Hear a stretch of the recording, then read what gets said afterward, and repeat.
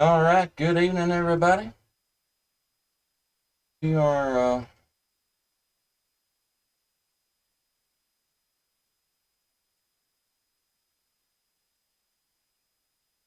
got a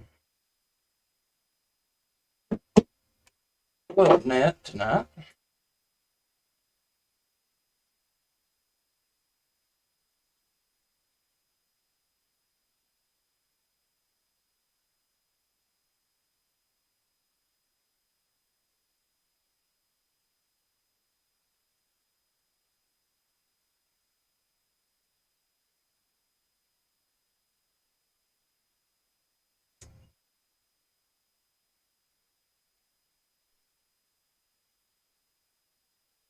Do something a little bit different.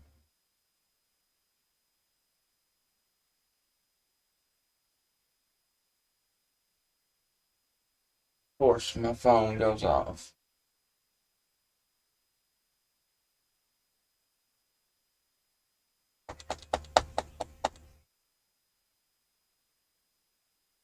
Oh,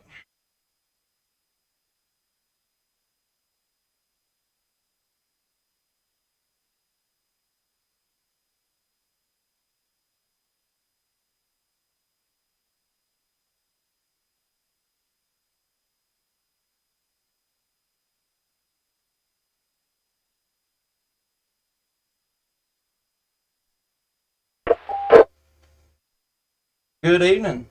It is 8 o'clock, and the Maury Amateur Radio Newbie net is on air. This is Net Control Station K4LEN. My name is Justin.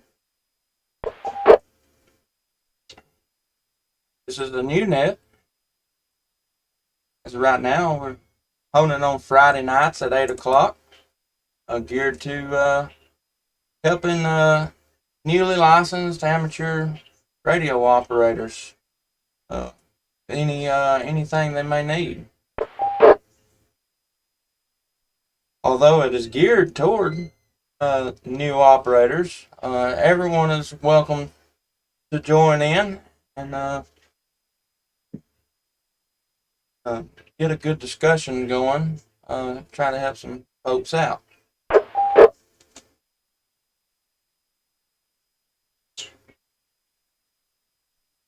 Being informal net, your comments are welcome.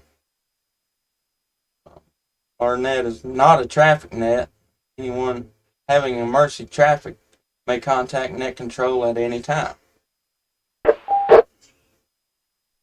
Again, this is K4LEN with the Maury Amateur Radio Club Newbie net. Does anyone have emergency traffic?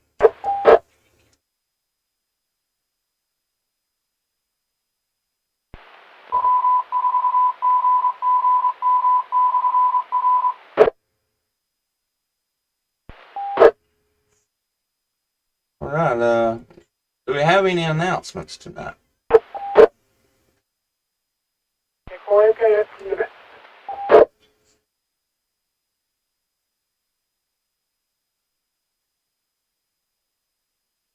All right, Barry. Good evening to you. Go ahead with your announcement, my friend.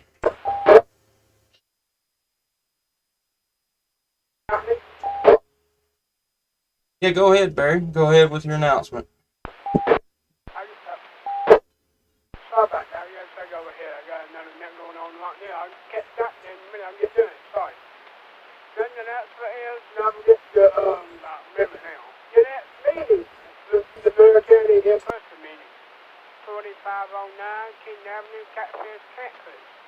Coming up, April the 13th. Don't get that coming up. And second Tuesday. During the evening, meeting starts at 7 o'clock. Back to you, Justin. I gotta go. I gotta take another net. KK4MKH approved.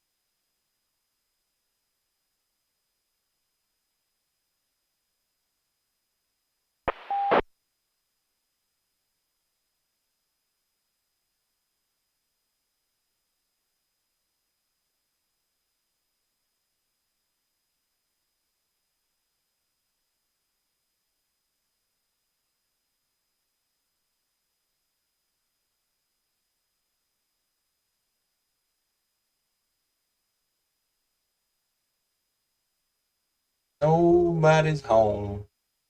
Now, this is a first time net.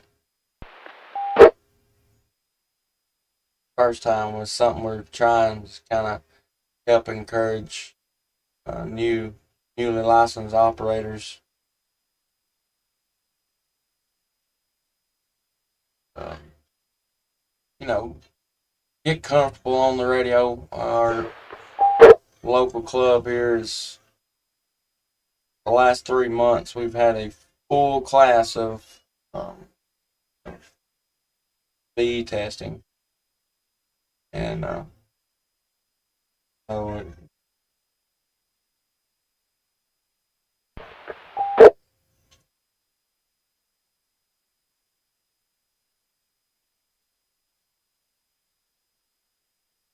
this is K4LEN, Maury Amateur Radio Club Newbie net. Kind of a new net that we're going to try out. Geared toward helping newly licensed radio operators get information on anything they may have questions with. Get comfortable talking on the radio. Geared toward newly licensed amateur radio operators. Anybody out there want to check in tonight? This is W5SRR. The name is Gary.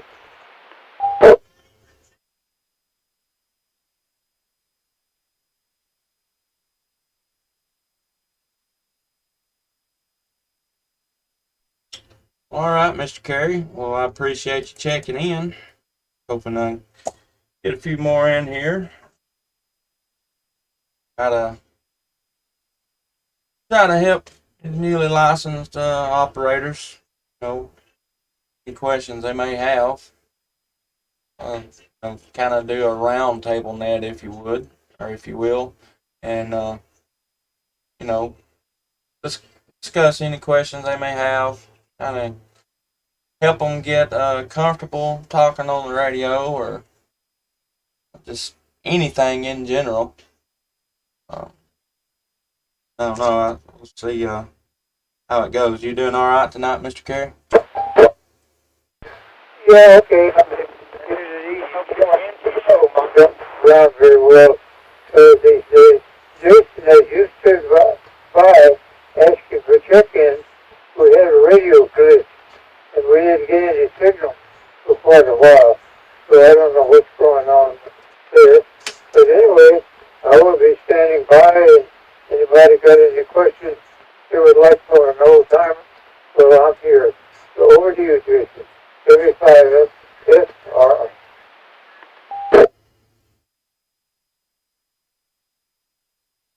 Well,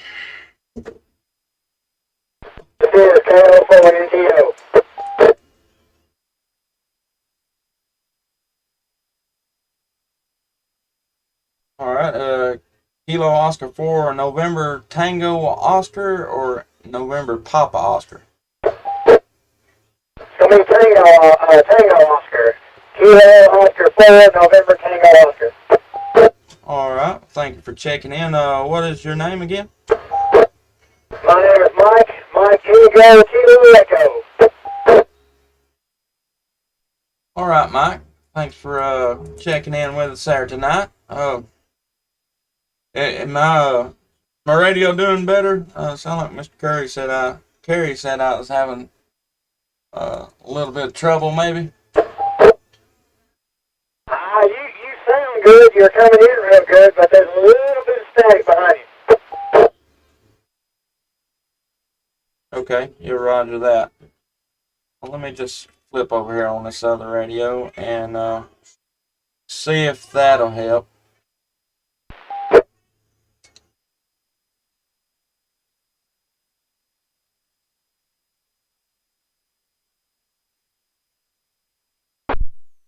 Alright, it's K4LEN. Is that any better? A little bit better now. Alright. I was trying to get a different or better antenna on I got a Yaesu 991A, and try to use it. That way I can free up my hands. I got a foot switch and everything with it, and hoping I could use it, but it sounds like it's going to give me some trouble there. Right.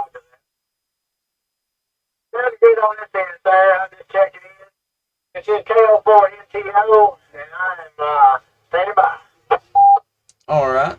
So far we got Mr. Carey and Mike. Anybody else out there want to check in tonight? KO4NTN. Rick.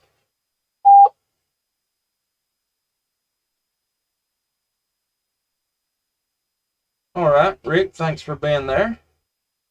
Again, it was something new we're trying, kind of geared toward the newly licensed operators or anybody else in general that got any questions about anything amateur radio. Anybody else out there want to check in tonight?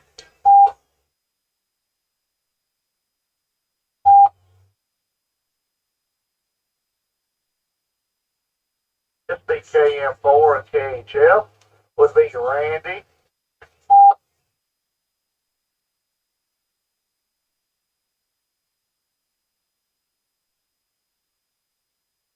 All right, Randy. Make sure I got this right. Kilo November 4 Kilo Hotel Fox. Is that correct? KM4 KHL. Okay, I got you there now. Kilo Mike 4 Kilo Hotel Fox. All right, Randy. Thanks for being there. I'll try to see if we can get a few more in here and we'll get started there. Anybody else out there? Hey, Eric.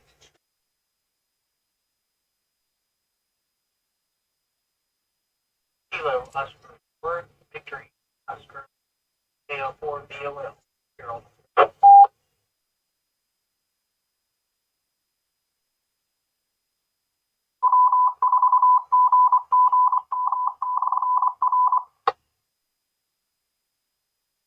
Hey, Harold. Thanks for checking in with us. KO4 Victor Oscar Lima. That sounds pretty new right there. How long have you been licensed? Got my license in the first week of December, so still in Newbie for sure. Well, good deal. Welcome to the hobby. Great group of people out here all over. I've personally not had any ill-will people that I've met so far, which I'm fairly new myself. I got my technician back in May of last year and upgraded to general in September. So I'm fairly new, but great group of people. My kitchen. So far, I have enjoyed it. Actually, working towards my general. Get close. Well, good deal. Good deal. That's good to hear. Good deal. Anybody else out there want to check into our Maury Amateur Radio Club Newbie Net?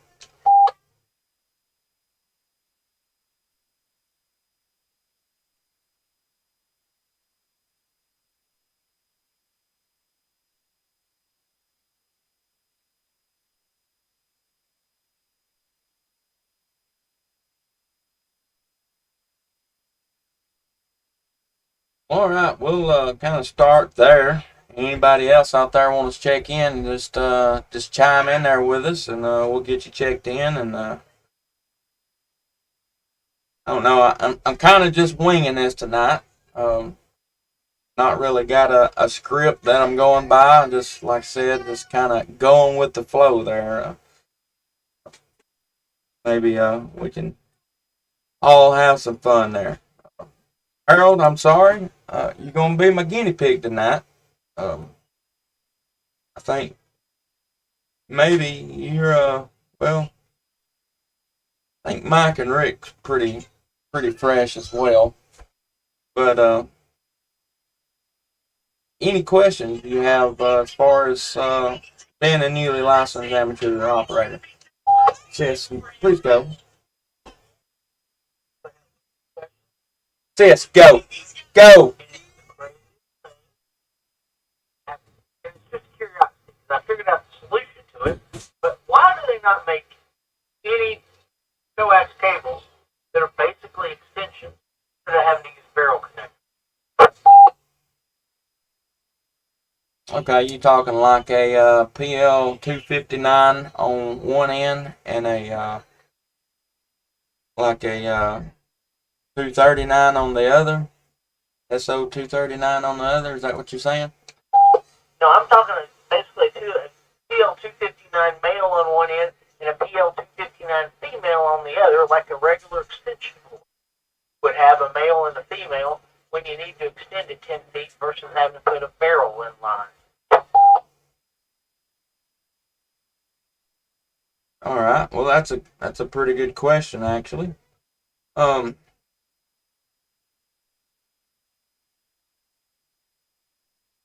I'm gonna say, you know, just me thinking, and I'm gonna come back around to Mr. Carey on this one and get his expertise. I'm thinking that basically your barrel connector is basically same as SO 239. It's actually the the uh, the male end, or I don't know. It's kind of confusing trying to think about it. But your regular end that screws onto the radio, or your coax end, that is a PL 259, and then the connection on the back of the radio is actually called a SO 239. Um, the barrel connector is, I mean, it's basically the same thing. I think minimum loss on each end. Um, you know, I think you'll have some loss on any connection, but I think it's basically the same thing. Correct me if I'm wrong, Mr. Carey. Yeah, you're doing fine over there. It's a matter of transition. By the way, let me apologize. I didn't hear that newbie on the call there before this net, and I guess I don't qualify for that because I've had my AM ever since 1949 or back there somewhere. But that's okay. I won't apologize for that. But the problem was when we started using coax cables. Well, then we always had chassis connectors on the radio end. So you had a PL259 male that you wanted to go to a chassis female connector, and that tradition just kept on. And then when you wanted to hook two cables together, the obvious thing was a barrel connector. So there's no special nothing special about the way that things are set up. It's just a matter of convenience through the years. Back to you, Victor. All right, Mr. Carey. Thank you for that. That's kind of what I was thinking as well. And actually, um, the newbie net is just kind of a name to kind of catch attention of the newly licensed operators. I like to get people of all skill levels, if you will. Not it's kind of geared toward informing the newly licensed operators any any information they may need. But I'm welcome to everybody to check in, and we all kind of work together and answer any questions that these newly licensed operators may have.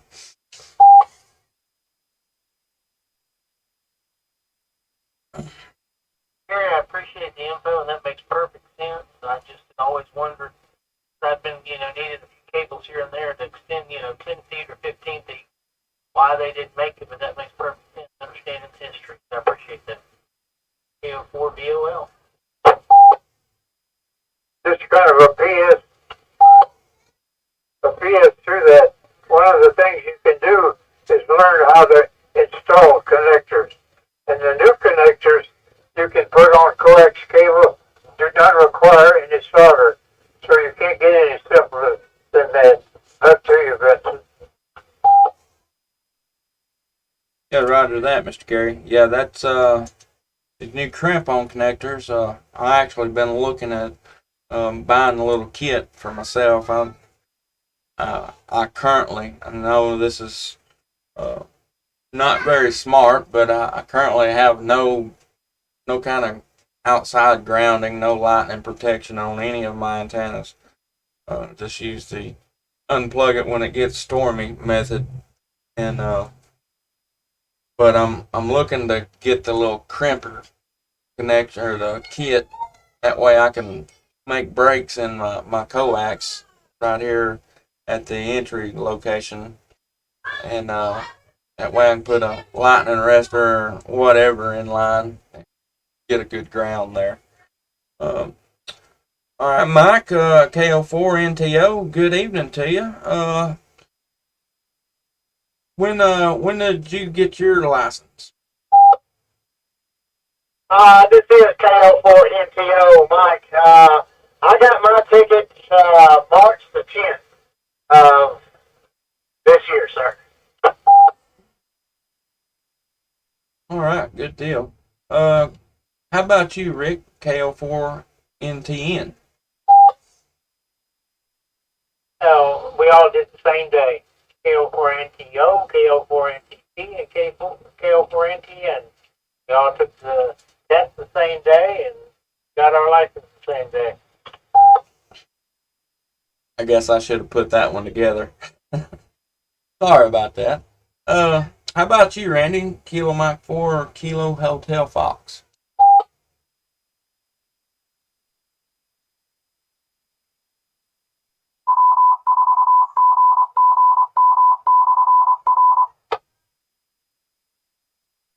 Go ahead, I didn't get your traffic. Okay, sorry about that. Randy, what year was you licensed?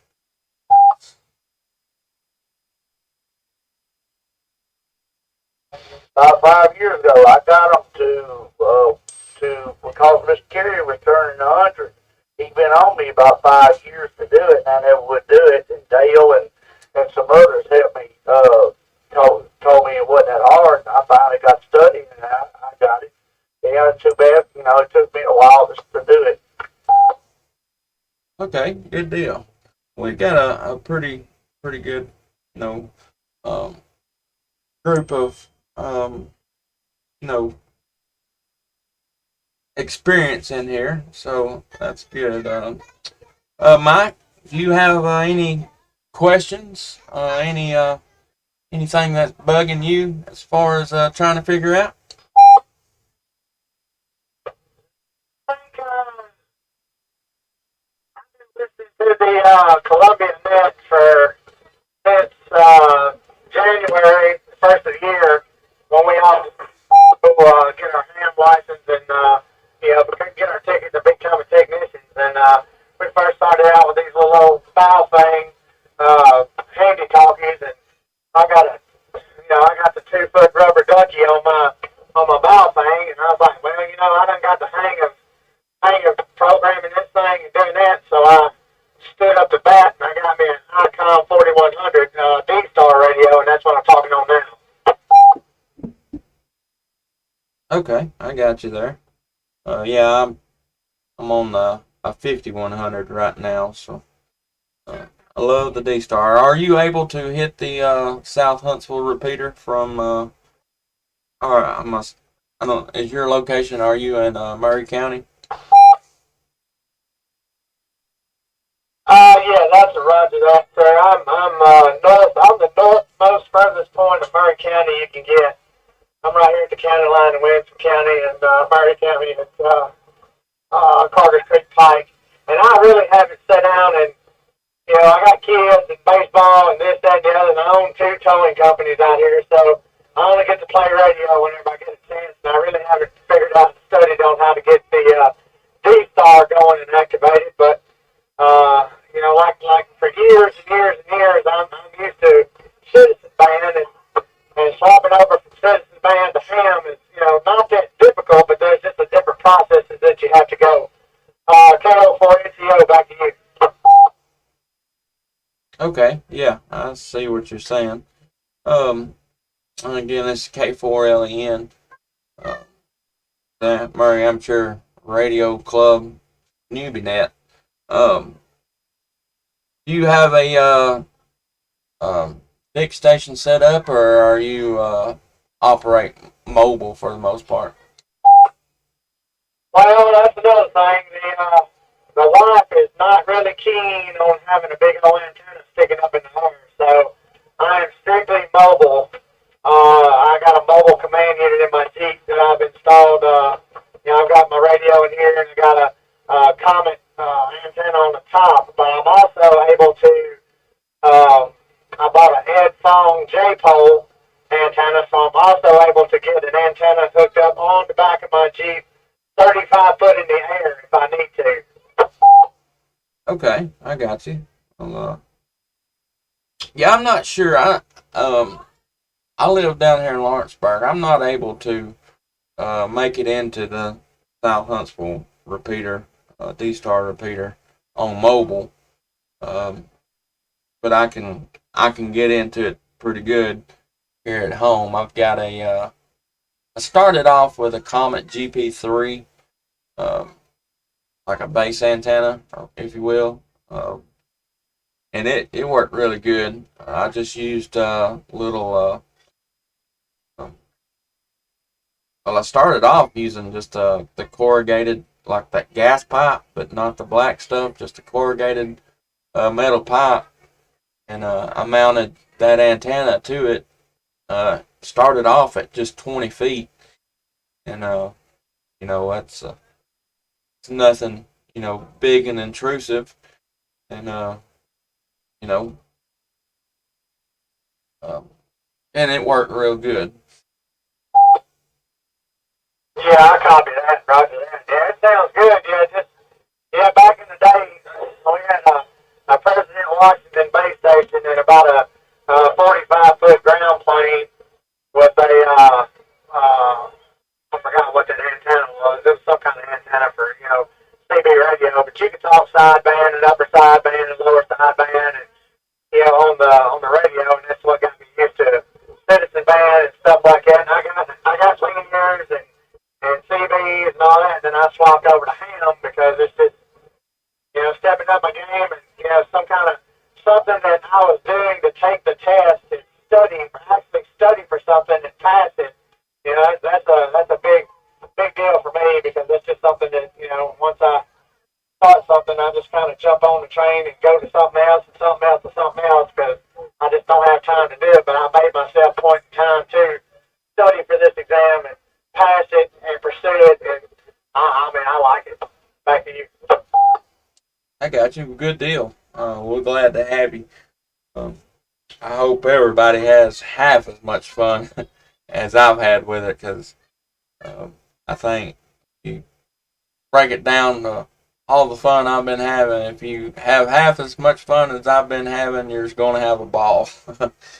How about you, Mr. Rick? KO4 November Tango November. You got any questions? Please try and check in. Not check in, W5 SRR recheck. Okay, go ahead.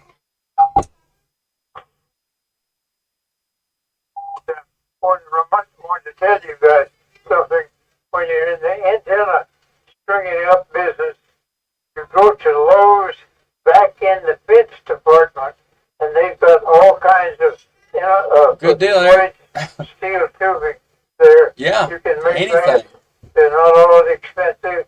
I've got a wire antenna here that's 190 feet long, and and it's 25 feet above ground on both ends, and it's suspended by steel pipe that I got out of the fence department. So that's my thought for tonight, and I got to get out of here. 73 for now. 75. Yes, All right, Mr. Carey. Well, thanks for checking in. Thanks for coming, spending some time, and letting us in on some of your many years' experience. We all appreciate it, and look forward to having you back in here again. I think I had another check-in. Come on in here, check-in. Yeah, I'll take outside questions. 4 NCPs, they're checking in.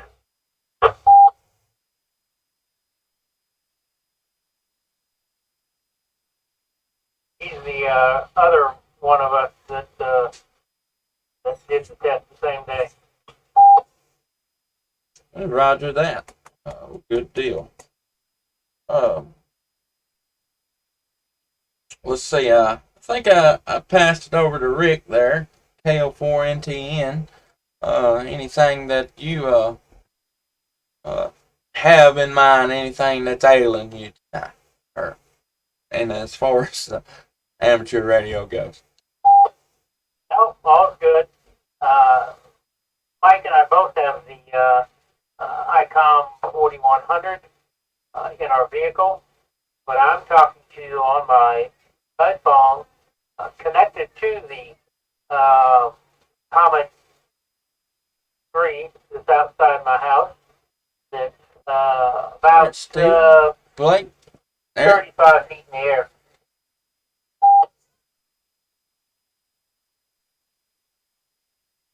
Okay. What was the antenna again? I'm sorry. I had a brain fart, I think. Same antenna you had, the Comet GP3. Okay. Well, good deal. They're great antenna. I had great luck out of mine. My location, I'm sitting at about 1,000 feet in elevation. I could set that antenna up at. I eventually got it up to 30 feet off the ground, and actually a guy down in kind of northeast of Birmingham, W3NH, Owen is his name, and he's got a great big old tower. He's got a 200-foot tower in his backyard with some stacked 13B2 Cushcraft 13B2 directional antennas. He got them linked together, stacked as they call it, and he's got some power he can throw at it as well. He's got a setup down there, but with that GP3 at 30 feet with just 50 watts power, conditions get just right. With just a little bit of help, I didn't have to have a band opening, but with just a little bit of help, I could get in on his repeater down there. Good evening, Alex. Wow, that's pretty good. Yeah, mine 3 is on my back porch. My deck is about 15 feet off the air, and then the antenna is another 20 feet above that.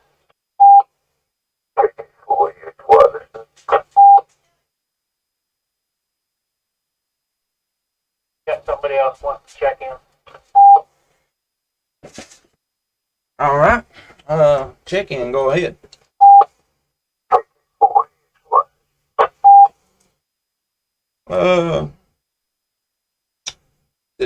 What's the prefix phonetically? Kilo 4, Echo, X-ray Yankee. All right. Kilo 4, Echo, X-ray Yankee. What's your name and when was you licensed? The name is Dennis, QTH is Murfreesboro. Right off the top of my head, I believe I was licensed about 10 years ago. I'm getting old, I can't remember.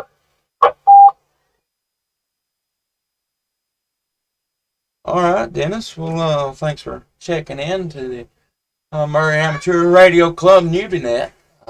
Again, it's kind of a new net. Joe's kind of let me start and try to get going, just help the newly licensed operators out. Any questions they have. Oh, thanks for checking in with us there. Let's see. Kilo Mike 4, Kilo Hotel Fox, Randy. Got any comments for us tonight? What? Huh? You guys talked about Oh, there's your first line. I just put up a TV time myself, and that's what I'm talking on for. I would say you're on a very, very not good streak Yeah, right now. mine's about, what, about 10 foot long? Yeah, I think it's a little bit longer than that. I think it's between 12 and 17. I have mine hanging from a tree. I just put it up last Saturday. Dual band antenna, or is that a VHF only? It's a dual band. If you don't come out and eat supper, I will I'm fixing get to, sis. something. Please go. Go. Okay, guys, thanks for letting me check in to me. So, I'm going to sit back and listen to some of this, see what I can learn. Well, all right, Dennis. Well, thanks for being there. Kind of something new. This is the first night we've had this little net. And it's kind of a little round table kind of deal, if you will. You know, try to help answer any questions anybody may have there. So, chime in here anytime you feel like it. Let's see.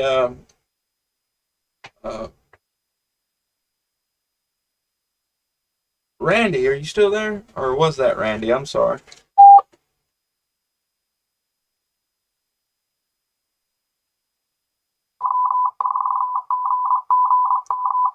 Sorry, I got beat in my face. I'm a fat You mean kid. KM4, KHF, Randy? That's the one.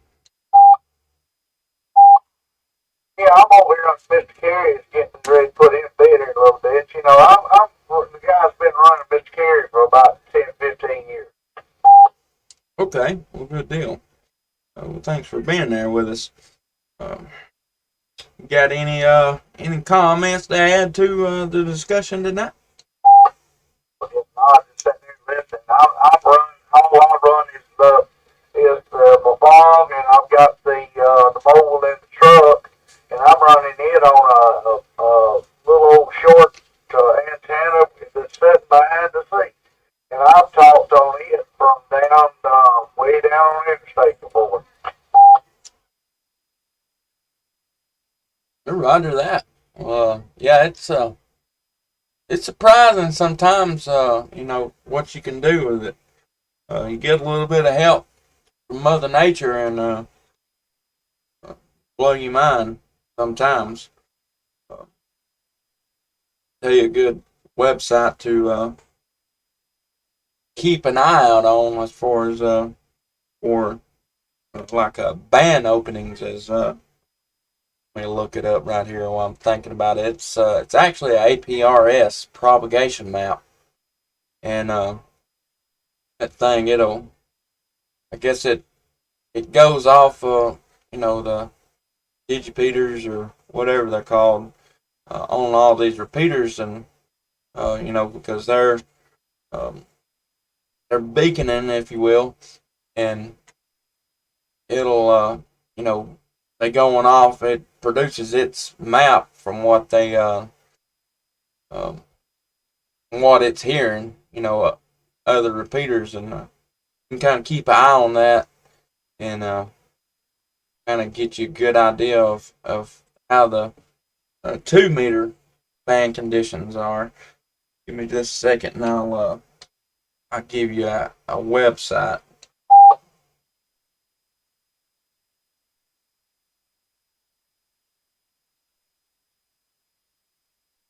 Program on my radio and everything. All right, I think it was Dennis and Eric. Go Go ahead there, Dennis.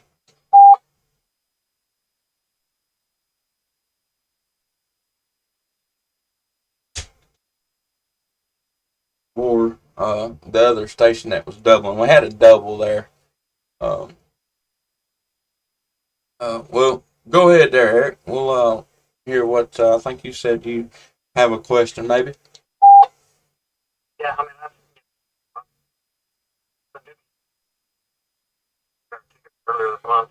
Working on the boat thing right now that I got hooked up to a J-pole antenna that's actually sitting in the attic.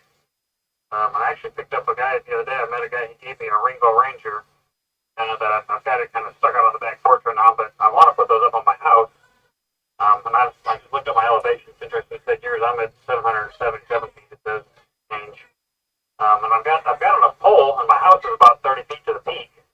The only problem is that the peak of my house and where my ham shack is on the end of the house is right where my air conditioner is. And I'm not sure I want to put a pole right next to my air conditioner. And the other thing that's right there, just off a little ways, is my propane tank, because I'm out in McLennan County here and I don't have gas service, so I got propane. So I'm not real sure if that's a smart idea to put all that stuff and close to all that equipment, or if I need to find someplace else to locate it.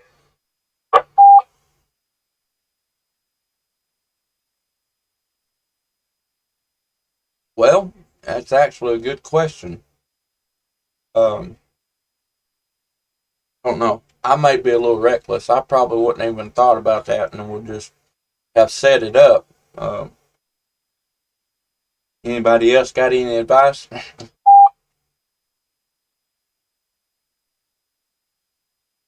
My ground rod is right next to the air conditioner, where I'm running a lightning arrestor from the antenna down to the ground. I can tell you the reason that I'm cautious about it is several years ago, probably 10 years ago, I lived next door to a guy. He was the National Weather Service reporting station for Thompson Station, and he had a weather vane up on his chimney. It was up above his chimney in his house, and in the middle of the night one night, that sucker got hit by lightning. Loudest thing I've ever heard in my life. Set off the smoke alarms in my house, and blew out a few little things in my house. I can't remember my router, my modems, stuff like that. But his house did tons of damage. His house blew out his air conditioning, all kinds of stuff, and his air conditioning wasn't even close. That thing was in the back of his house, and his air conditioning was on the other side of the house. So did a lot of damage to his house. So I'm trying to avoid that scenario in my house. As long as you get stable, it's not going to go anywhere. It's not going to affect your air conditioner. Let me take a strike. If you can't get a really good ground to get down there, and that power gets into your house from that lightning strike, you right. WD4 and 2. All right, Mr. Art, go ahead. But you got a net going. I just happened to turn it on here a little bit ago. So he talked about lightning strikes. That lightning is unpredictable. I don't care where you put your things. If you get a lightning strike out from your house or right to your house, you got problems. I had a lightning strike hit a transformer outside my house and come into the house and blew out my panel in the house and blew out all kinds of sockets and everything and got televisions and all this stuff out of there. And believe it or not, the only thing it didn't take out at that time was my radio. I had some protection on my radio, and evidently it was good enough because it didn't take it out. But that lightning's bad stuff. I'll go ahead and turn it back to you. This WD4 to you.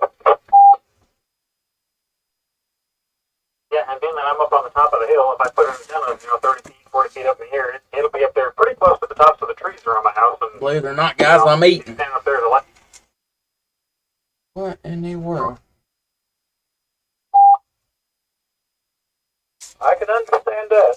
I don't blame you at all. It's you just have to get some of the. They get April. It's got a lot of good books and things on the antennas, and they also have things on lightning stuff. I would imagine. But that's bad stuff. You're talking about 2-meter antennas and antennas as a whole. I made me a J-pole antenna out of copper pipe. I still got it up at my other house. I'm living with my son right now, and my other house, it's not too far from me. I've got to get it down one of these days and put it up down here. But it worked real good. And And I've always run from HF what they call a D5RB. It's a dipole with fed with 450 volt ladder on. I forget the exact dimensions down from it, and then you get a little ballon and put on it, and then feed the coax into the house. And I've talked all over the world on that thing. Back to you. Yeah, very good. That's what I've got a J-pole that I bought down at the Tullahoma Ham Club Ham Fest down there a couple weekends ago. It's the same kind of thing made out of aluminum. It's basically a piece of aluminum angle iron with, the 3 poles sticking up out of it, and I got it set up in the attic right now. I just threw it up there real quick just because I was trying to get something a little higher in the air and give me a little more power out of this little bow thing. Okay, well, that would be pretty good. Like I said, that J-pole, in fact, I made several of them. I just solder the copper pipes together. I had to make them here a good while ago. And I think I give some fellows around the ham club or something. But anyway, I got that one up there. I'm going to get it down and use it again. But it did pretty good for a cheap antenna. Back to you. This WD4 infield. So yeah, like I said, I got 30 feet of pipe that I had sitting out here that it's the kind of pipe that actually it was for a trampoline, one of those surround things for the trampoline, where it was. So I've got all these pieces of pipe that hooked together, and I can get easily up 30 feet in the air with those pieces of pipe. Just got to figure out where exactly the best place to put it is on the house and is a support point. Need to make sure you use a lightning arrestor and run copper wire from the lightning arrestor to a copper rod into the ground. Yeah, roger that. I've read all kinds of stuff, and I was watching one video that was on the WCARES thing they were talking about the other day. That it was from a couple years ago, but it was a video of some guy talking about grounding, and he talked about tying all your grounds together. He said put a ground rod in it. It's all That's around good your house thinking, as much Eric. as you can, like every 10 or 12 feet, and tie them all together, and make sure you tie it all the way back to your electrical ground where your electrical service comes in the house. So that That'll everything save is you all money grounded down the together. road. And so there's not this, as he said, a giant resistor between your ground poles called dirt. So he said, you want to tie all that together with a good, number 6 wire and all this stuff. And I thought, probably overkill, but being on the cautious side, it makes a lot of sense to me.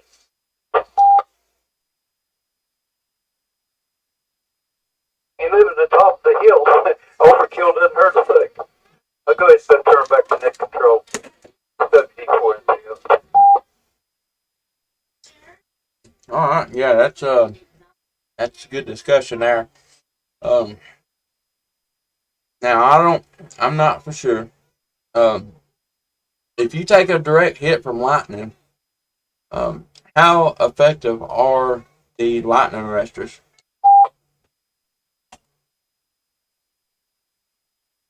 You understand what a lightning arrestor is?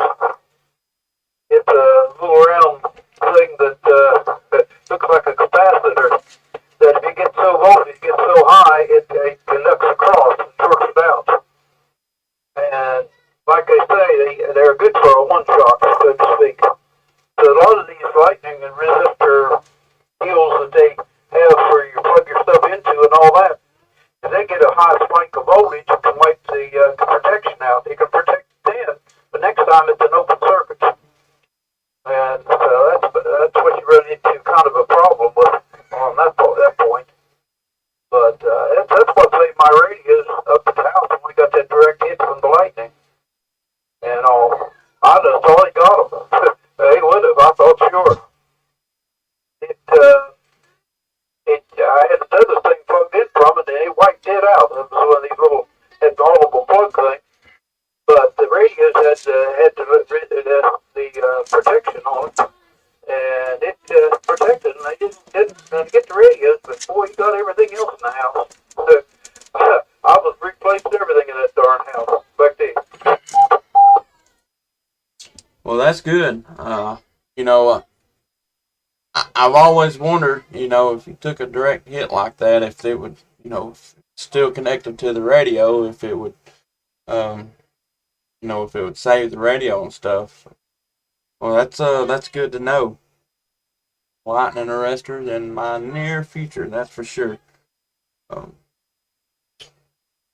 let's see, Dennis, have you ever had any lightning issues?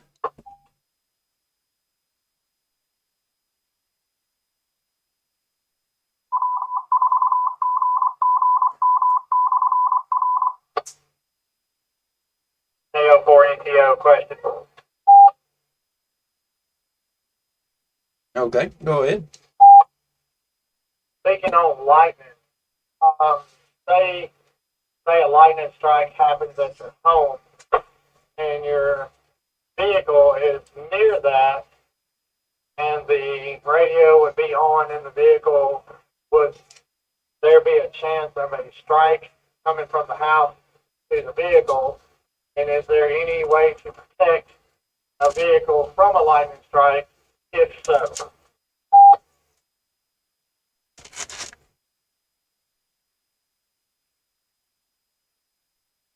interesting question. I don't really have a good answer. I would somewhat think that the vehicle might be insulated because you're sitting on rubber tires, so it might be insulated unless the vehicle's close enough that the earth jumps from the house to the vehicle. The WD4NCO. It don't necessarily be an arc jump from the house to the vehicle. When you get a lightning strike, just the electronic, what you would call that surrounds the strike itself in the air can actually cause problems. But your radio in your car, if you've got a lightning arrestor on your radio in the car itself, that might help on the antenna part. But when you get that close to lightning to your house and you get a lightning strike, it's hard to predict what it does. In my house, there's some things that didn't blow out, some things that didn't damage, and other things that just blew the tar out of it. It's just unpredictable as the dickens. This WD4NCO, I can run upstairs. 73 fellas, you got a good net going. Yeah, that thing, that video, it's about an hour long. That's on the WCARES website. It's very interesting. I mean, and the guy makes the point. The lightning wants to get to the earth. That's what it wants to do. So he said you can't control lightning, but you can help it make good decisions by giving it a very easy path to get to earth. And he pointed out that, you know, your cables and your straps and all that stuff has to be really pretty heavy duty, like, you know, like number 6. He even talked about getting up into like the, you know, the 1/0 or the 2/0 wire that are the like half-inch round stuff, and he said it's got to be heavy duty and stuff. He says with that kind of voltage and the amperage and stuff that comes through with the lightning, it'll take that piece of wire just fling it around like a piece of paper because there's just so much energy going through it. And he also pointed out that it's not so much the resistance of the wire that's the problem; it's the inductance of the wire that can actually. He said the voltage of one end of the wire versus the other, even over like a 1-foot piece of wire, he said can be hugely different.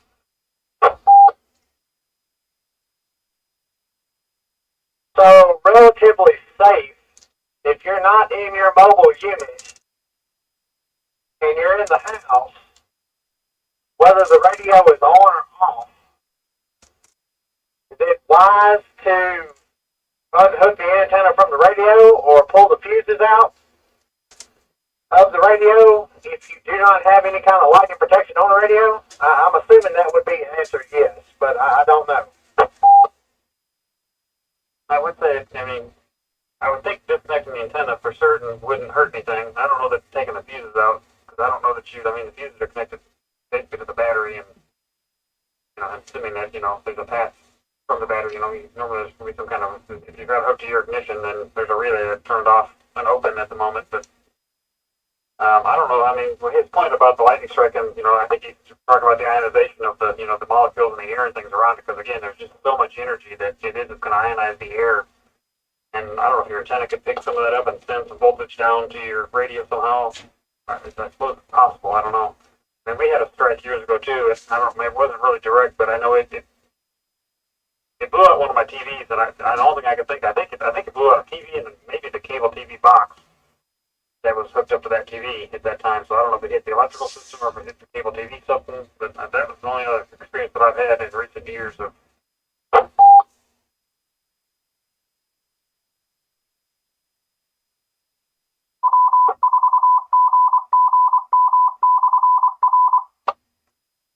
It's K4LN, net control. You know, I think talking about lightning in general, there is no, not all. I mean, it's unpredictable. You never know what it's going to do, what it's going to run in on. I'm like the guy said a while ago. I had a lightning strike come in on the cable line one time. It's been 20 years ago almost. Um, got every TV in the house, and then uh, it's kind of about the time DVDs and VCRs. You still go both ways there. You know, it it got the DVD player, didn't hurt the VCR, and didn't hurt the PlayStation that I had. Um, so it's really unpredictable what it would do. I would think, I guess it's always safe practice. Anytime you've got an antenna, whether it be mobile or in your home, you at least unhook it during a lightning storm. But I would think, um, in the mobile sitting in the driveway, I think you're probably safer there than probably anywhere else. That's what I would think anyhow.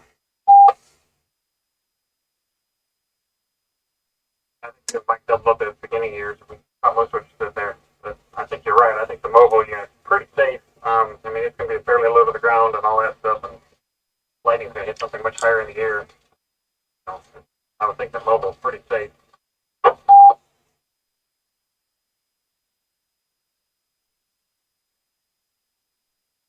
Go ahead there, Mike.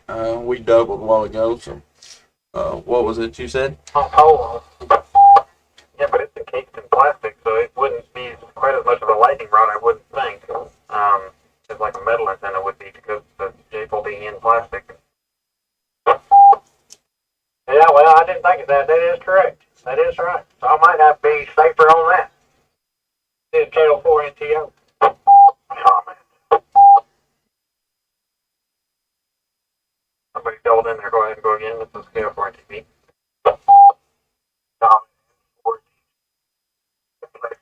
All fiberglass, it don't matter. It's it. It's all you did. And I storm chaser friends whose vehicles have been hit by lightning. Not a pleasant experience.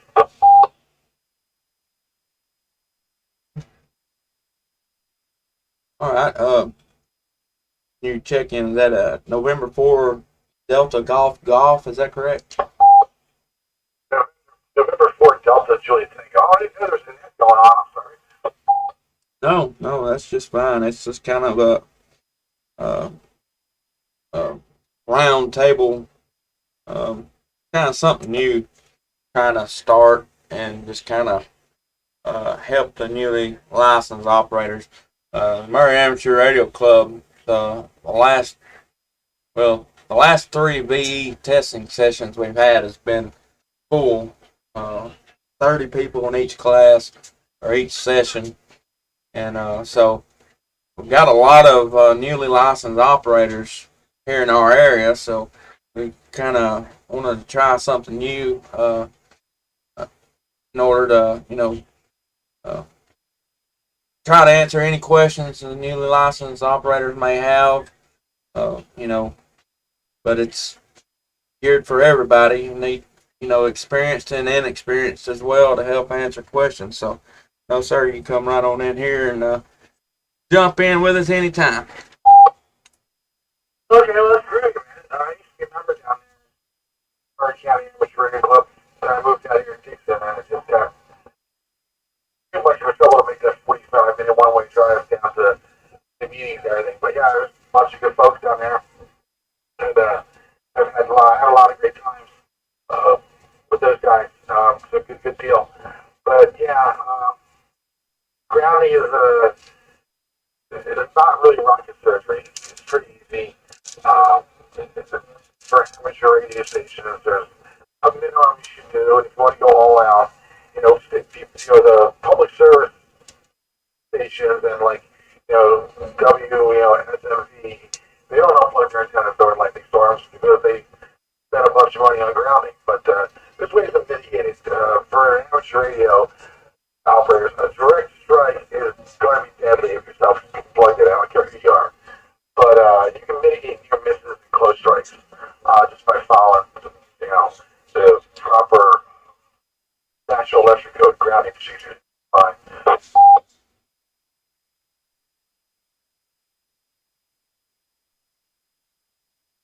Okay.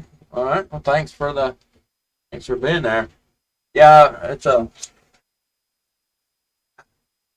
I would think, and I'm no lightning expert by no means.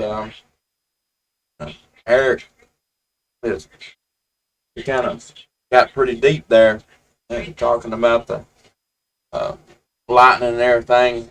Kind of like he knows a little bit about it. He uh, using sophisticated words. So um, I'm not the man for this conversation. I would think that it's kind of hit or miss. It's either whether you got arresters in line or not. I think that um, just depend on the lightning strike. I think uh, it could zap it whether you got them or not, and it's kind of how lucky you are that day is kind of the way I think about it. Yeah, I would agree that a lot of us just lucky enough to get next to everybody's bike. If you take a direct hit, you're probably not going to survive that. You're going to definitely have some damage from it. But I'm just trying to think it through a little bit. I got another question for the group too, and everybody may have different answers on this too. But I'm looking at ways of how to get the coax into the house, cleanly and thinking. Now I'm trying to think kind of long term. Right now I'm only talking VHF, UHF, but if I start getting to high frequency and all that stuff, and I stopped by the guy's house that gave me the Ringo Ranger. He must have had 6 or 8 antennas on his house, and there was tons of coax running off his roof and things and stuff. And to Mike's point, my wife's not going to really like that too. But she hadn't said anything that I can't put antennas on the house or I can't put a tower up or anything like that. She hasn't said I can't do that. So I think she's on board and okay if I do like that. I don't live with any kind of HOA or anything, so I can do whatever I want on my property. But trying to come up with creative ways, I was looking at the website, the KF7P, I think it was .com, might have been .org, but he makes a, sorry, my radio timed out. He makes a little box that you can custom order from him. It's got a ground plane in the back of it, and bring all your coax in. He's got all the lighting arresters in there, and then he put like a conduit out the back of it to mount it on the side of your house, and then have a big conduit into the house, so into your ham shack that you can bring in through the wall. It's pretty clean looking. I'm thinking about looking maybe building one of those some point.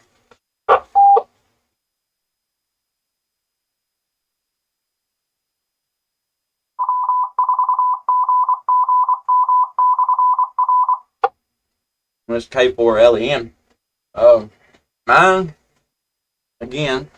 I may live a little recklessly, but I drilled a hole in the floor. Just run my coax out the floor. Which I live in a house trailer, but run the coax out the floor and then out the underpinning there.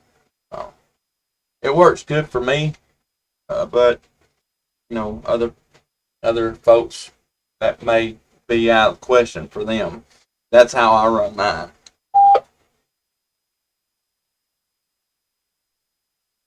Yeah, still driving everything outside the house right now. It runs. I've got it. I chased up into the attic and through the wall, and I got that J-pole up in the attic right now. And my initial thought was I was going to mount that thing on the end of the house and then just poke out through the eave of the end of the house down there with the gable vent, and just hook up to it and let that come down in the house. But now I'm kind of rethinking that, maybe that from the grounding standpoint, that, one point the guy in that video made was don't let the lighting into your house. He says you want to keep all your grounding and keep the lighting outside the house as much as you can. You want to give it paths that are outside the house to ground. And 14JT. Yeah, I'm actually out to do the core drill through my wall, 3-inch hole through my wall, mount boxes on both sides. Right now I'm using a little window panel insert. Got some SO239s, and I made an extension for it to handle the M connectors for my VHF, UHF antennas. And it works okay. It's not the most pretty solution. But yeah, it's definitely grounded. Everything needs to be grounded. Everything to a common point. And that all needs to be bonded to your service ground. And don't forget the inside input on your service panel. Before the whole house search checks are great. If not, make sure all that stuff is grounded, because that's only how it gets in. It's only about through your antenna. It's a near strike on a pole outside your house somewhere, maybe a mile or two down the road, and it comes in through your electrical service. Most people, when they say they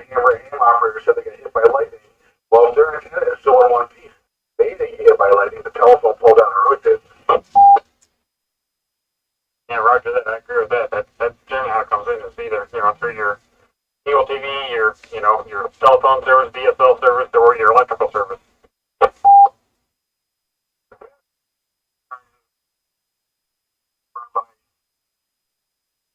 Of 300 foot of I think it's like 0 gauge copper wire there.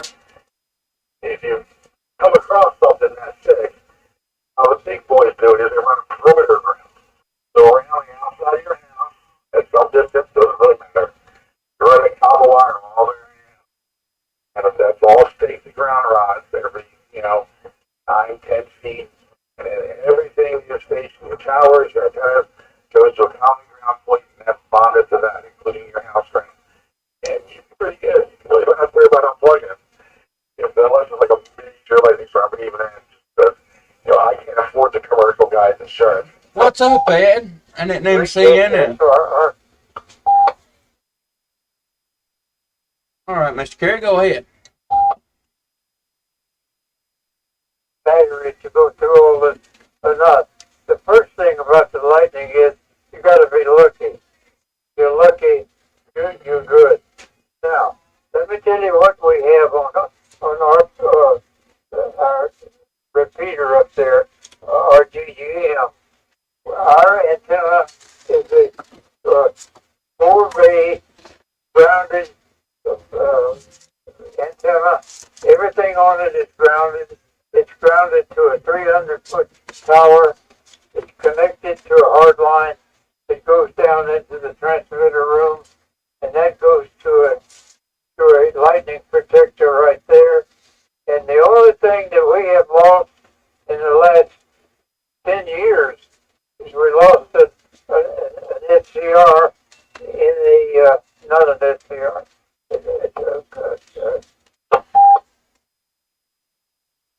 we lost the transistor in a preamp just recently. Cost us $8 to fix it, and that's all we lost. But we have lightning protector in the line, and everything else is absolutely positively grounded. So that's one thing you can look at. The other thing is the quick way to get grounded is hooked to your ground, to your house ground. Right here in my radio equipment, everything is tied to the same ground as the power company, and I have lost one piece of equipment in the last 20 years from lightning strikes.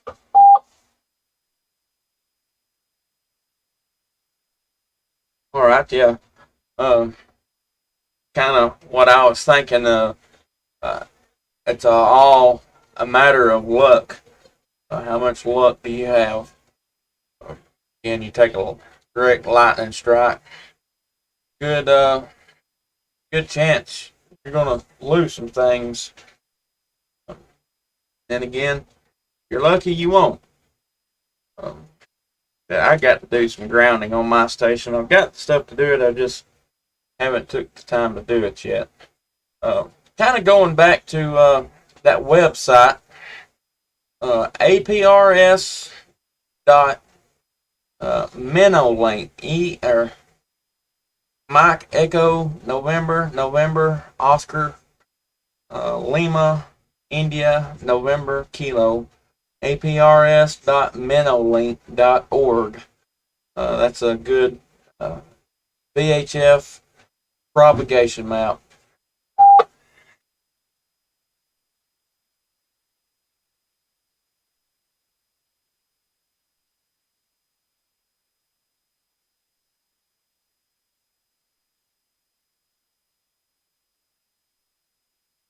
Very good. I think everybody's doing what I'm doing, so writing that down real fast. I appreciate that. That's good information. Here's a general question for that. So is cloud cover worse or better for like VHF, UHF?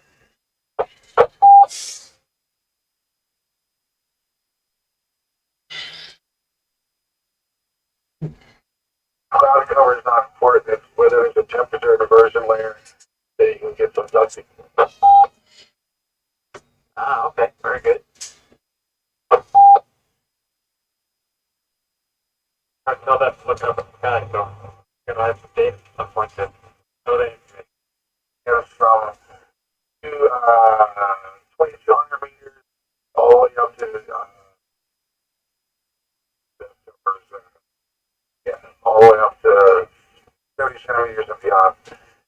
shows you all the different modes of propagation that are being reported.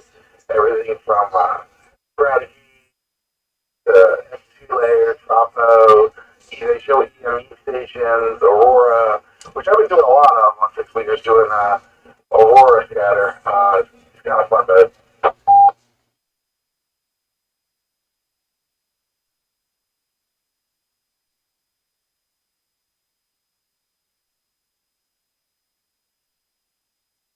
Ed, you talking crap.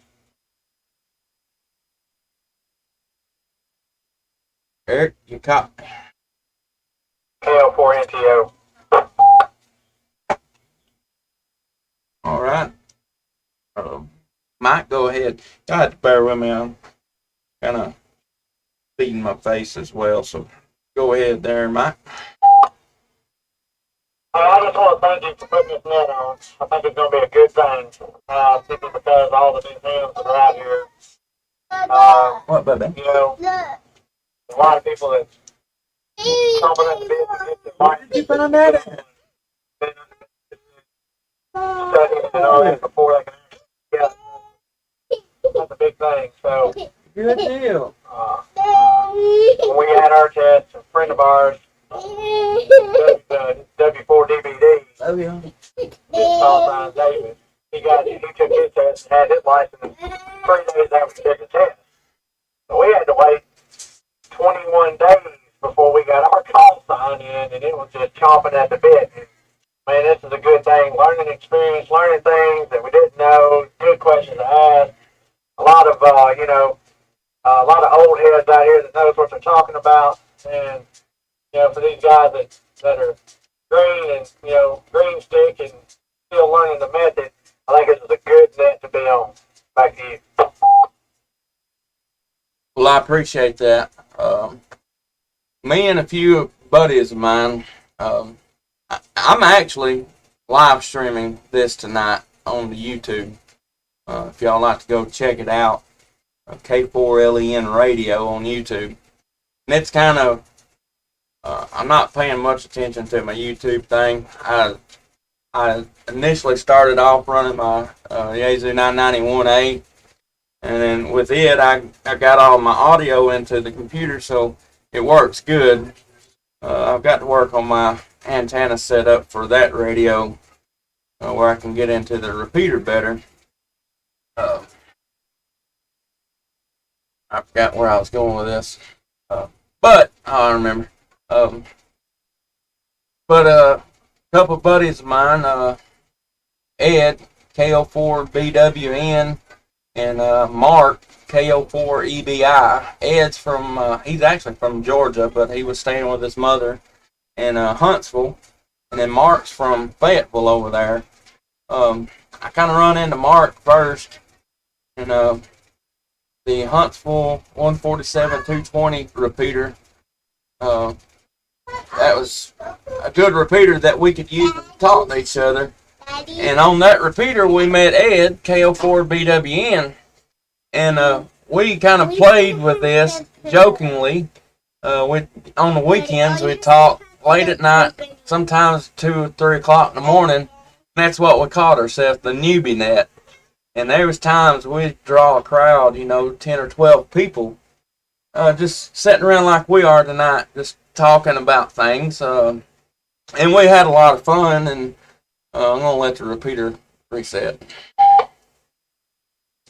But we had a lot of fun with that, and, same thing we're doing here tonight. And we kind of went over to D-Star and doing different things, and Ed's went back to Georgia with his family, and Mark's been working a lot, and when we all me and Mark got introduced to HF, we've not been on 2 meters much anymore, but I got this idea like that, and it's actually Ed, he's the one that come up with the Newbie Net to start with, so, but yeah, we had a lot of fun with it when Joe, when they started talking about, trying to Elmer these new operators, I thought, well, here we go. This could be a good idea. So I appreciate, the compliments on it, and hopefully, and keep doing this thing. That's the scale for NTP. I echo what Mike said, Justin. This is a great idea. And I do have a question. I remember you mentioned this at the club meeting. I was sitting down at the end of the table for this club meeting, and I can't remember. Were you going to do this? Is this going to be a weekly thing, or was it going to be a once-a-month thing? Remind us what the schedule's going to be on this. Well, initially a weekly thing. I may have to change the nights if I can.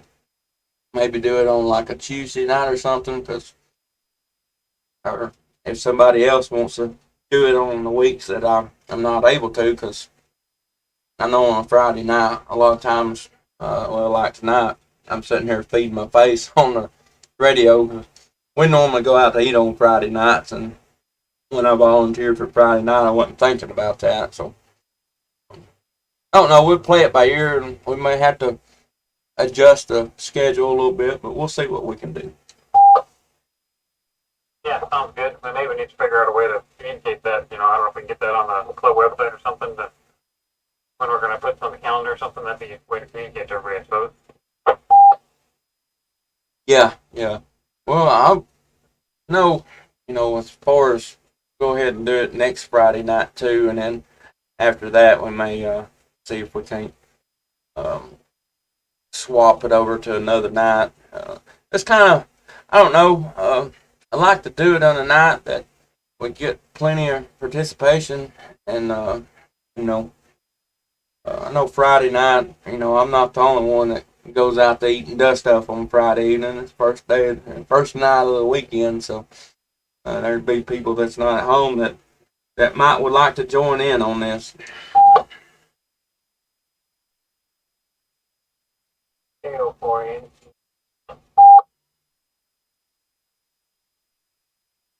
All right. There's NTN, right, Rick? I'm watching you on your YouTube. All right. Yeah, going to do it a little bit different, but I think my microphone is actually picking everything up. I've got a crowd on there, actually. I got my buddy Ed, the KD2HWD. That's Eric. He's in New York. Don, that's a new face to my. I've not seen him on the comments any in November 4. DJT. But yeah, I got several people, and there's actually people in there asking if they could ask questions on our net. So may even try to do a Zoom meeting, get a Zoom meeting going on this too.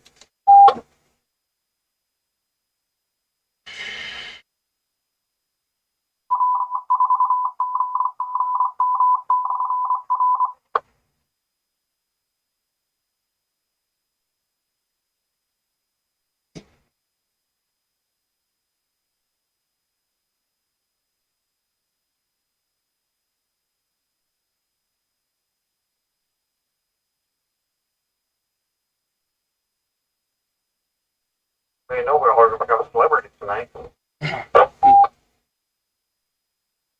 Well, there you go. Merry Christmas. K04NTO,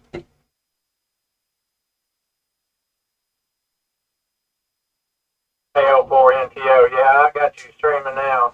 K4LEN, I got you on here.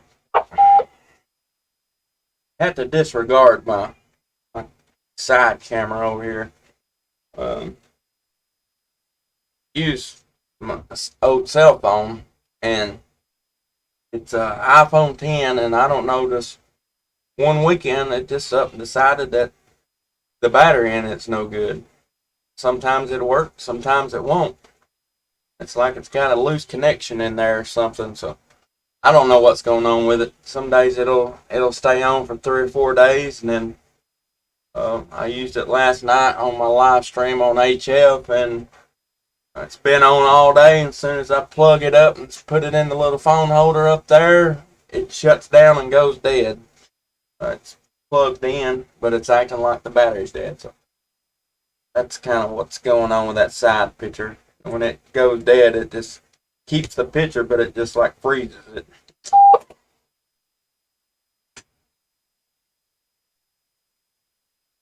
Interesting. I had a phone that did that years ago too. It charged it up and then put it on the charger and thinking that it would just stay running, but you know, if the battery's not happy, then they aren't happy.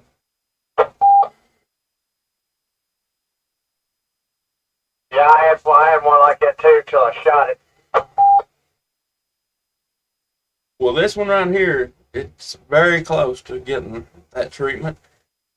Like I said, now don't get me wrong, the phone has had the living crap beat out of it. Screen's cracked front and back. But it had been a good phone for almost 2 years, and like I said, it works good. Everything works on it. And then one Saturday, it just full charge. Just got it off the charger and looked at it, and it was off. And go to turn it on, and I'm gonna show it on my camera there.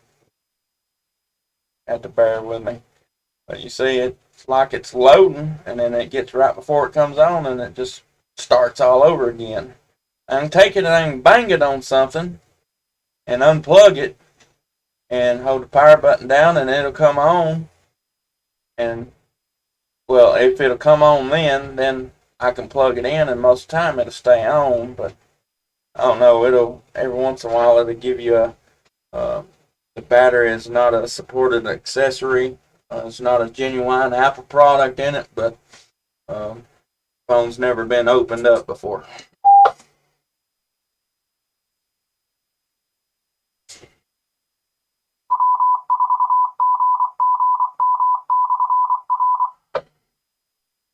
KO4NTO. So I heard you come in earlier in the conversation that we were just talking, and then you stopped yourself and said, let me let the repeater reset. What's the definition behind that?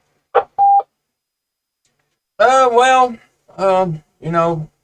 just like our radio's a timeout timer. I'm not for sure what this one's set at, but pretty much every repeater has a timeout timer on it, just in case somebody sits on the mic and keys it up. That way it don't stay there and burn the repeater up, because it's sitting there transmitting the whole time. So a lot of them set to like 2 minutes, 3 minutes. The repeater down here in Lawrenceburg actually set to like 30 seconds, so it's pretty quick. But if you get long-winded, it's good practice to unkey and then key back up. Kind of resets the timer on it, if you will. Roger that. That's noted. I like that. Good idea. And my radio does. I think my timer's set to 4 minutes on my radio, and if I get long-winded, or maybe 3, but if time out on me, I'll sudden I get broke off with my conversation. But yeah, neat stuff. I think I'm going to say 73, guys. I'm going to go back and talk to the wife for a few.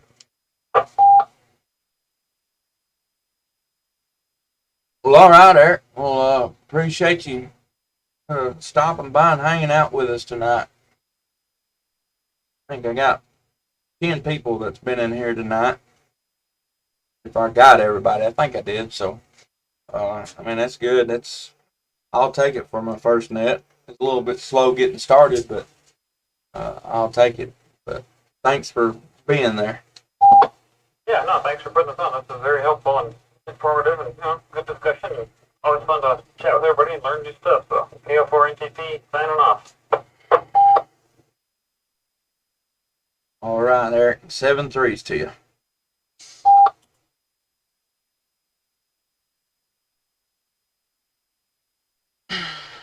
All right. Anybody else got anything for discussion tonight?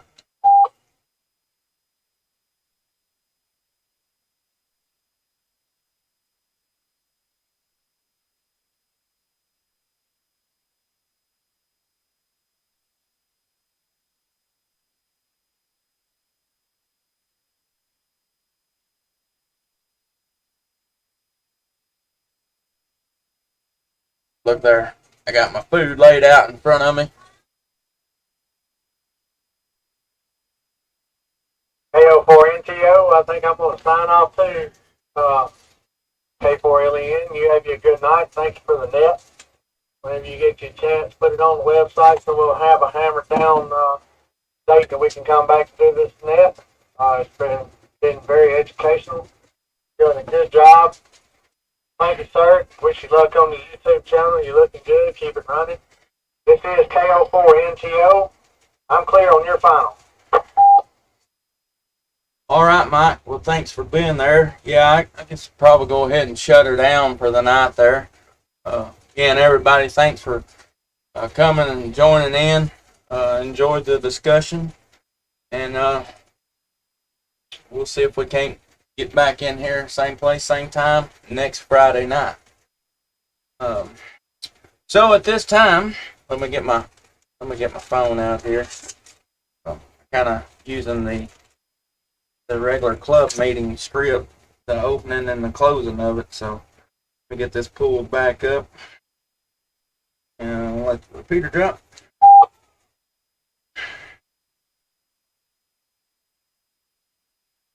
All right. Well, I want to thank everybody for their participation tonight. By my count, I had 10 check-ins, so that's pretty good for a first net.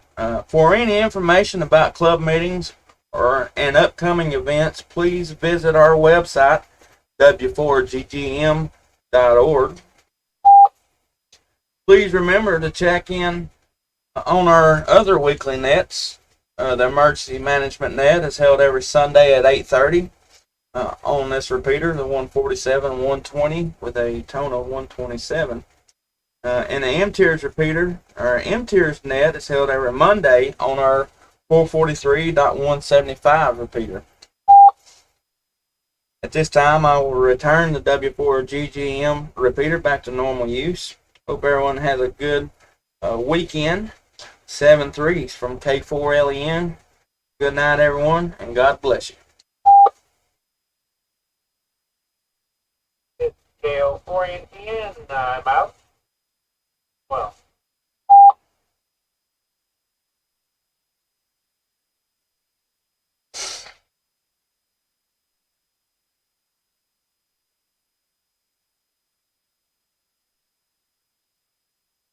Yeah, this is this is a first.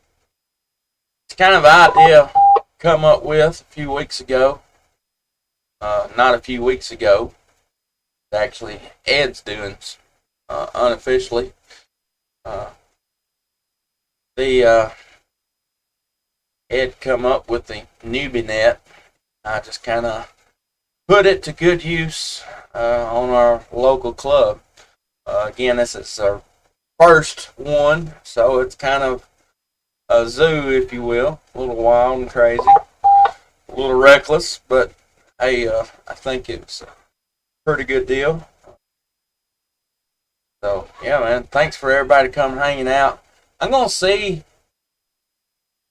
I did, Ed, an official net. It's actually on the Maury County repeater in Columbia. There's not the local hams here in Lawrenceburg.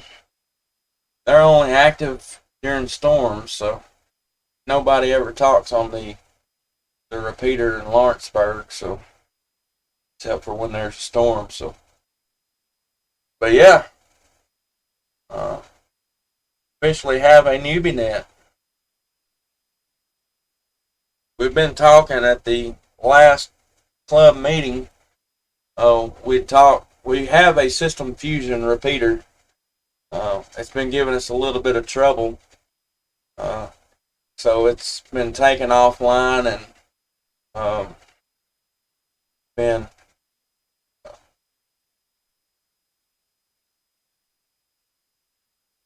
we actually have our old repeater online right now. Took the AZ System Fusion repeater down for some work, and at the last club meeting, the first one I'd ever been to, on account of COVID last month, or this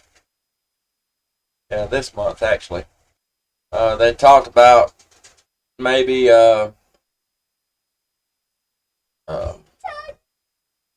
getting an internet connection. So if we do that, if they get it fixed and get an internet connection. I just called Santa. What? No, She just called No, Santa, guys. Look. Get out of here. No, I'm gonna call Santa's not open this time of year. He is. He's open. No way. He's open. There's no way. Santa Claus is not open this time of Maybe year. we talked to Santa. But they talked about getting an internet connection in it. So if I do that, Ed, you may have to get you a Yazoo System Fusion radio, handy talkie or something, and see if we can't link up and get in on this. But yes, I do actually have a permission from the club president. So yeah.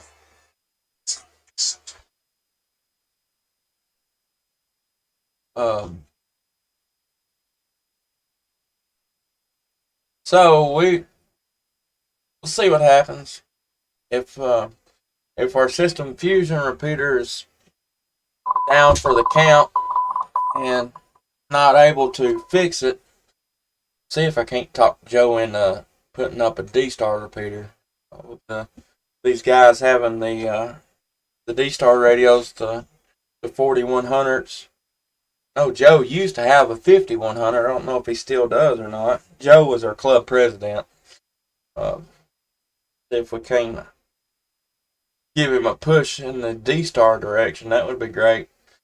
I'm going to see you about trying to do a Zoom meeting for next Friday's net. That way, Eric, not New York Eric, but the ELG, I think is his call sign. And I may have murdered that. So, yeah, K3 ELG. No, he asked a question, and I apologize for kind of saying yes, but kind of backing out and not paying no attention. I read the question, but had so much going on the repeater that I kind of went over it a little bit. But yes, D-Star repeaters are pricey. I don't know. We're right now, the club is, they're wanting to just fix the fusion repeater that we have. But we've got one guy, John, N5AAA, I think is his call sign. He's our repeater guy, and he works out of town or something. So he come in, took the repeater down to work on it, and then he had to go off to work. So nobody's really heard whether he's had any luck. He's trying to do a system update on it, I think is what they said. Reboot it maybe, and see if that would. He'd been talking with Yazoo about the problem, and I forget what the problem was that we was having with it. But either way, Joe he was recently elected as club president. He's trying to help grow the club. Some of the older hands do not want an internet connection on the repeater site. Us newer operators, we do. They're afraid that the repeater have too much traffic on it, won't even be able to talk. But as Ed knows, with the D-Star repeaters, you can set them up where if somebody links them to a reflector or a wires X room or whatever, however, I'm not for sure how the system fusion works, but I've never used it. But you can set them up where if they're inactive for, I think the one in actually Chattanooga, if it's the D-Star repeater in Chattanooga last weekend when I come back, if it was inactive for like 5 minutes, it would revert back to its default reflector.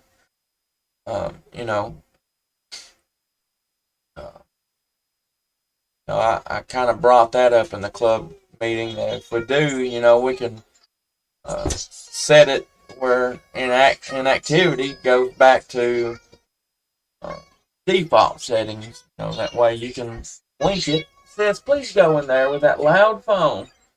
That way you could link it and talk whatever you wanted to talk on. And when you was done, if you didn't link it back where it was at, in 5 minutes it would go back there anyway.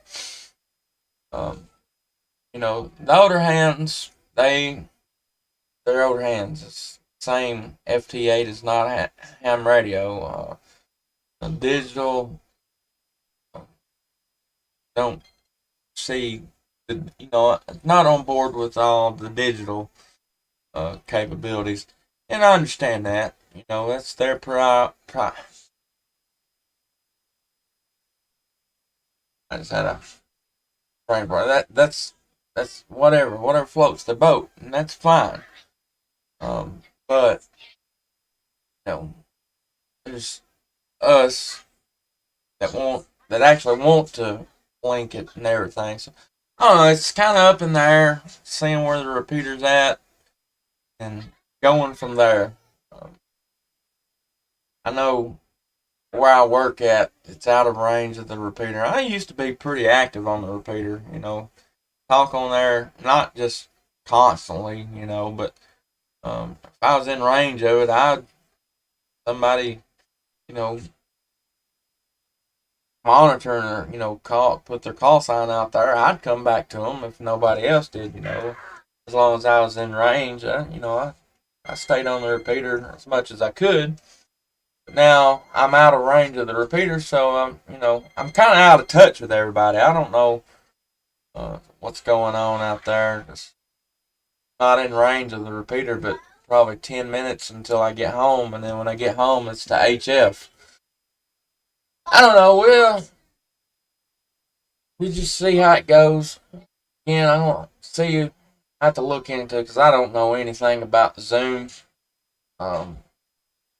Still like to stream the Newbie net. I think that'd be cool. That's cool.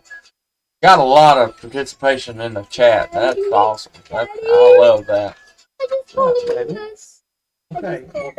Okay, we'll go in there. Go.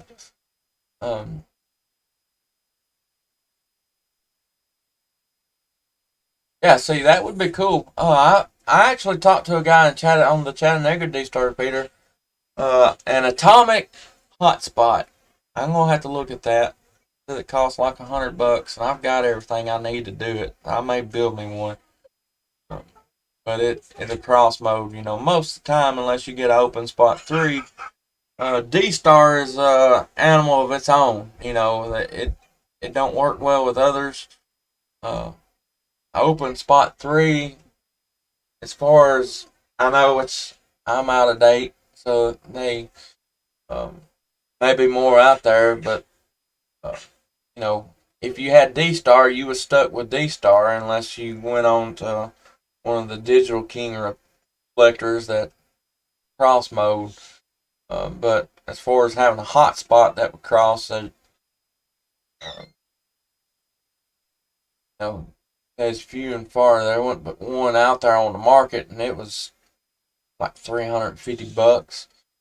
Not giving $350 for a hotspot ain't happening. But kind of see how it is. Don, that's actually a good idea. A private reflector on D-Star. That would be pretty cool. Yeah, Eric, we got them tablets for Easter. They got early Easter presents, so.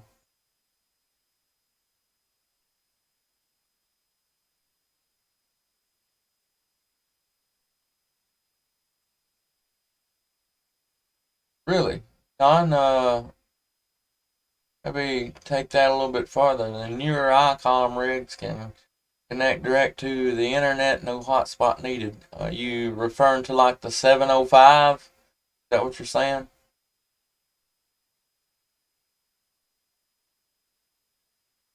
Hey, Eric, I love D-Star. Like, absolutely love it. Like, Ed, you still in here? KL4 BWN?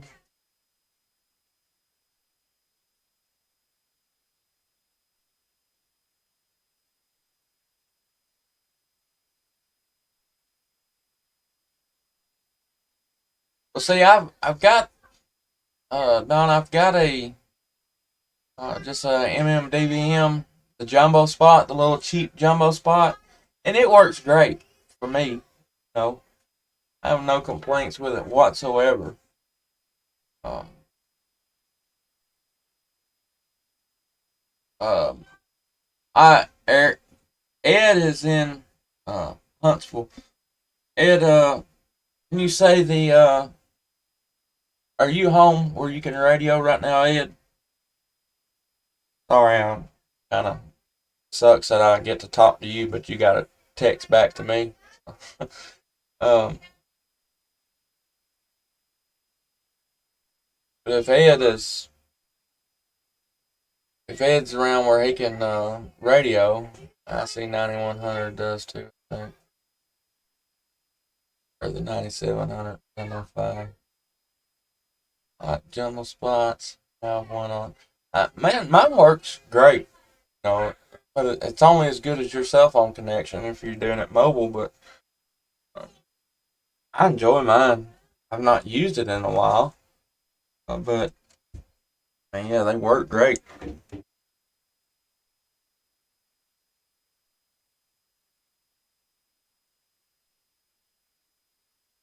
Well, if you're I was going to kind of show Eric up in New York, kind of the ropes of the D Star. I can connect. Ain't those repeaters on 30 Charlie? Ain't that where they're at?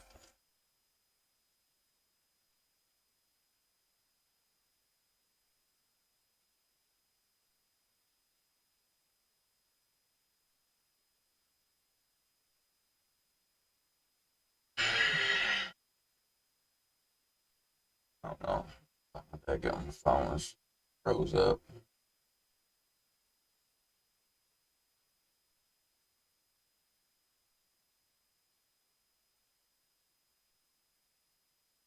Alright, we connected. Cut this light off and that help. Alright, Eric. You know, D Stars. This is the DR mode. Um, the top is what mode, what reflector you want to use, and the bottom is what repeater you want to use. So the good thing about the 5100s and the DR mode is, see, I can near repeater, and you can go in and update your list and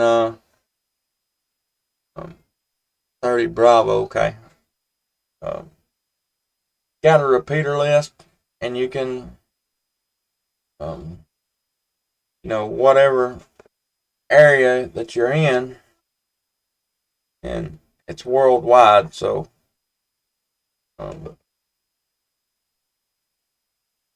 but let's say southeast USA is where I'm at. But it gives you a whole list of D-Star repeaters. They're ones you can use. Broke down by the state. I'm able to get into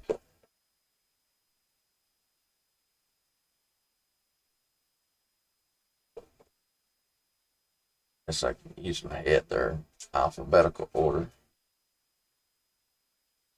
South Huntsville. Alright. This I'm sorry, I'm probably making y'all drunk. But you see the call sign and then the C. Alright, each band is represented by a different letter. So C is 2 meter band, B is 440, A is I don't know what A is.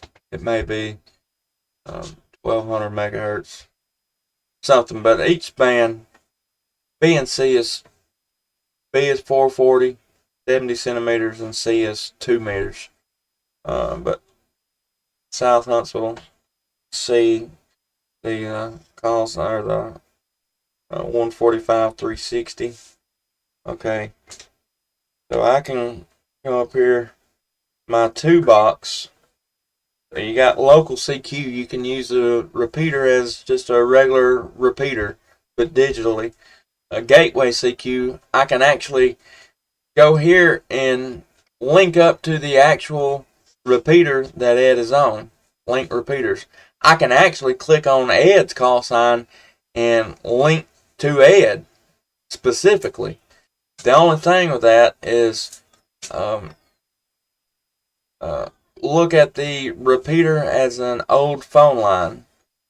Anybody can get on it, but what the first person uses to get on it is where everybody's going to talk at. It can only be linked to one reflector at a time, one gateway, gateway as in repeater. You can link to actual repeater, different repeaters anywhere in the world, or actual person. So if I linked up with Ed right now, anybody that uses this South Huntsville repeater, Ed would be the only person that they could talk to. So, reflector. So, link to reflector. Direct input. Reflector 30. Bravo. But the bad thing is, I don't know. It didn't work. So, there's a sequence to it. You've actually got to unlink reflector first. Remote system unlinked. Alright, see that? Unlink the reflector that it was on. And now I can go back to link reflector 30 Bravo.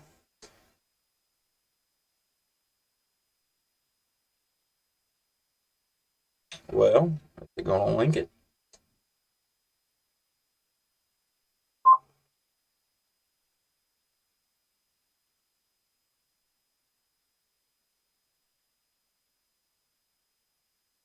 I don't think it linked.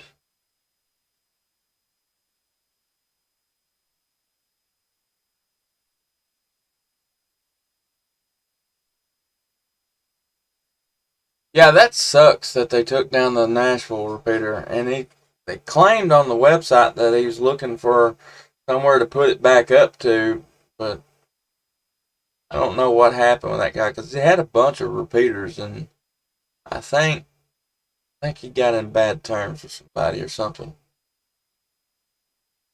Why?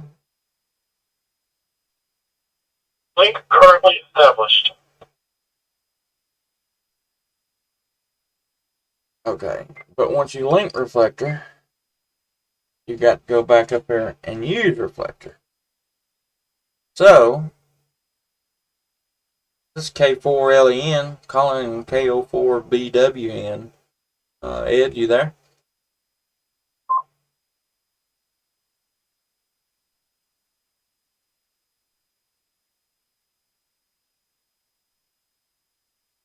Who else said that they was on 30 Bravo? There he is. KO4BWN. There he is. There's the man. KO4BWN. How you doing tonight, Ed? KO4BWN. Doing well. I had to link up the reflector, the repeater over here. I got you. I had a little bit of trouble. I didn't know if I was going to be able to link it or not, but good deal. Good to catch you out here on the air tonight. Likewise, it's funny. I had to turn the volume down on YouTube because I didn't think about it, but there's a delay in what you're saying versus when I receive it on the YouTube channel. I got you. Yeah, I know what you're talking about. I guess it's probably, what, about 30 seconds or less?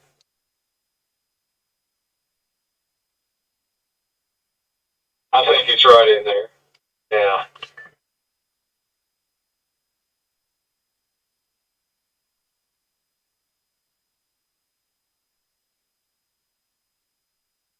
Okay, You're again. running quite a show there tonight. You got a bunch of people on in there. Yeah, I got a pretty good little crowd. Showing 9 people right now. I'll take it. I appreciate everybody being there.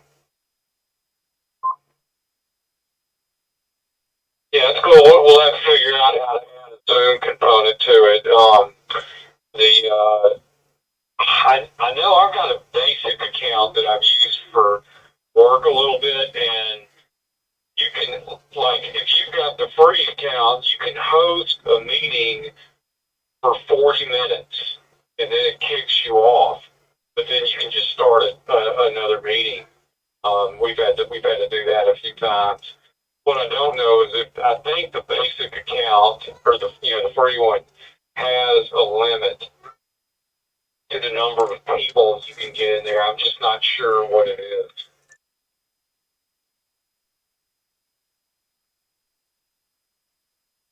Okay. Well, I'm gonna see if I can look into that. Now, if I done the Zoom thing, would I have like the same meeting ID every time, or is that something that you would have to, because if I do a Zoom meeting like that, I would need to put the Zoom information out there ahead of time, a couple days if it's possible. How does that work? I think you can use the same meeting ID. I think it seems like you might be able to request a new one if you want one, and then I think you can put a password on it, and you can change that up. But I think you can use the same meeting ID because I do it with the Ham Radio Club in my area. They send out a meeting invite, and it's always the same meeting ID number. Okay, I got you. Yeah, commenting about the a little digital sound to it. Um, yeah, it depends. I think Ed actually bought my common antenna from me. He's actually using that in his attic now. Uh, is this the repeater that you struggle to get into just a little bit, uh, Ed, or is this a good one that you can get into pretty strong? This one's pretty good. This is probably the second closest one. The first closest they only use for uh, the county next door to me's emergency services reflector. But this one is a real good one. This one's in Rome, Georgia, and it's not. It's always been the easiest one for me to get into. The ones that I've had trouble with are like up in North Georgia, just not too far south of Chattanooga. And sometimes I can hit them great, and then sometimes it's a little struggle. But ever since I've used put that GP3 in the attic, it is a tremendous amount easier. Yeah, Roger that. Um, I bought this antenna from Mark, uh, the Diamond X510. It's the 17 feet one that's supposed to be rated for a little bit more power. It seems to be a little bit directional, where that one pretty much in all directions it radiate about the same. This one seems like I don't get into the Huntsville repeater near as good as I used to, but east and west I can work pretty good. I don't know it. Maybe it's just me, but this antenna, I really didn't gain much as I thought I would over that one that you got now.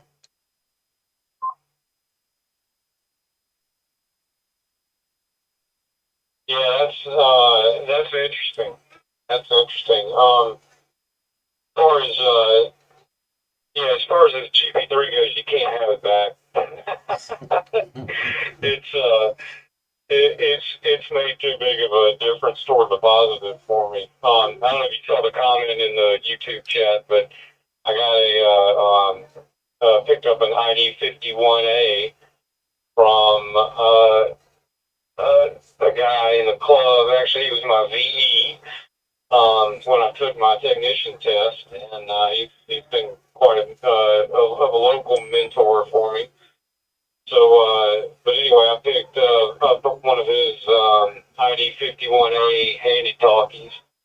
The price was just cheap enough to where I just, it was a cheap way to get a HT that does D-Star, so I've been messing around Are with you that on thing the radio this week, tonight? trying to figure it out. Awesome. I've recently decided that's what I'm gonna look for me one as well. Uh, can't buy them no more, I don't reckon. I guess they discontinued them, so be looking for a used ID 51 myself. Okay, well if I hear one over my way, I'll sure let you know. I mean, if I can, I got this one. I can trade it for one of your HF radios if you like. I mean, you got about 4 or 10 of them, right? Easy now. My pockets ain't that deep. I'd have to think about that one there, Ed.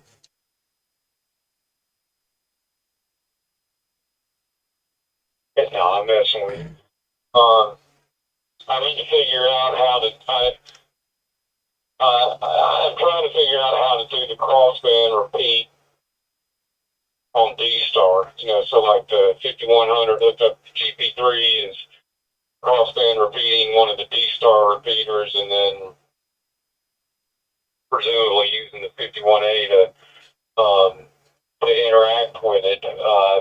I haven't had success yet. I downloaded or saved a website that explains how to do it, but I've got to find it and make sure that happens. I'm starting to have my doubts, but we'll see. I haven't given up hope yet. Don't hold me to this. I think you have to do just regular analog, but on the D-Star frequency. And, whenever you transmit from the ID51, it's going to, send out its digital signal. And I think that your crossband radio just repeats it, and then the repeater picks it up, and that's one that actually decodes it. I could be very wrong, but I think that's what that guy told me. You just leave it in analog and then transmit, because whenever you transmit on the ID51, it's going to be the digital signal.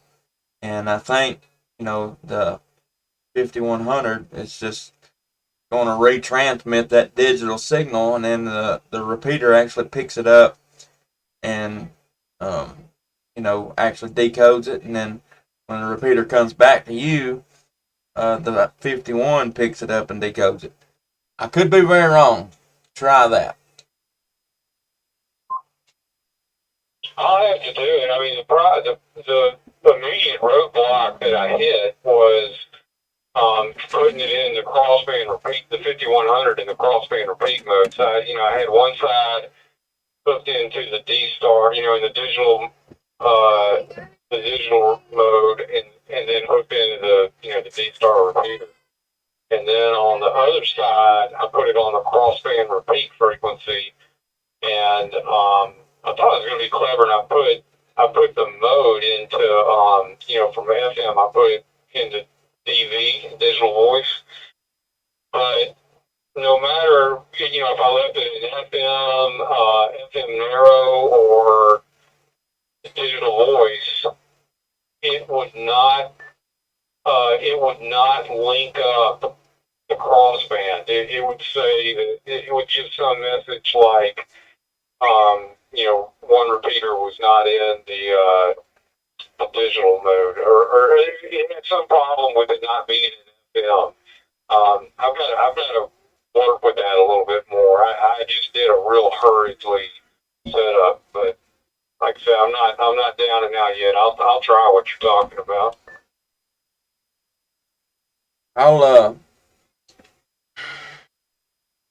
I'll kind of try to show you what I'm talking about if you're still watching the YouTube feed. There are a couple or a few ID51s on eBay. I'll have to check that out as long as they're not wanting an arm and a leg for them. You still on the YouTube feed, Ed? Yes, sir. KO4 BWN, by the way.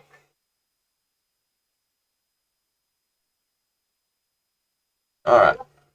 I'm going to talk to you on the radio. You'll look at the side screen. You see I've got Knoxville D-Star.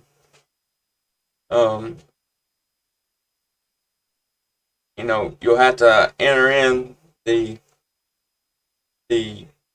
channel, save a memory channel like this instead of like this, because it will not, it won't crossband repeat anything but a FM, or it won't crossband repeat a digital signal.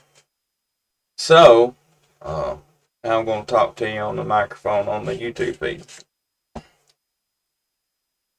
So, what you have to do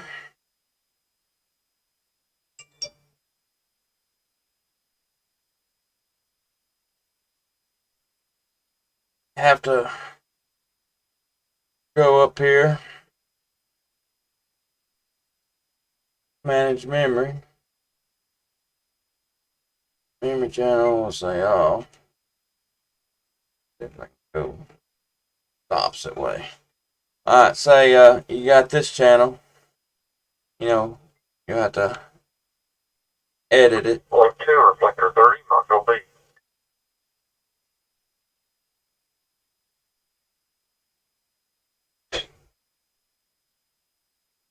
W4WBC. What's going on here?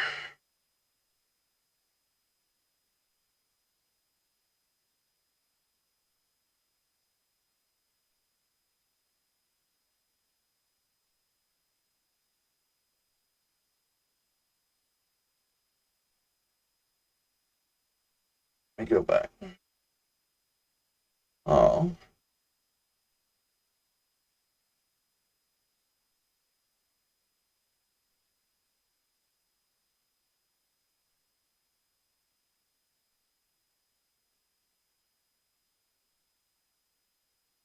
Well.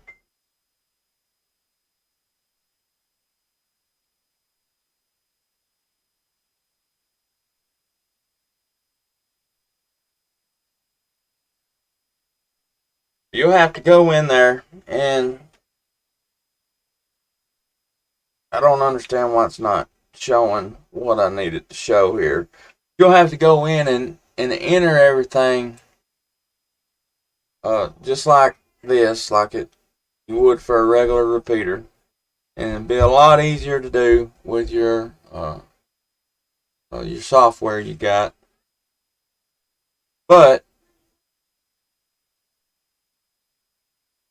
you'll have to make sure you get the offset frequency. Like that Knoxville D-Star repeater was it had an odd split to it. It was like 2.5 megahertz. So you have to pay attention. But you'll set you up a memory channel like that, but an analog. And that way it's going to transmit on just a FM signal. But whenever you come across with the ID51, it's going to, it's going receive a digital signal. And I'll show you what I'm talking about right here. I'll turn this on. That's probably not going to work. No, no, it's not going to work. I don't know, and I could be wrong too. I don't think I am, but I think that's what that guy told me when I talked to him about it. He's on D-Star, and he was actually cross-band repeating, talking to me. But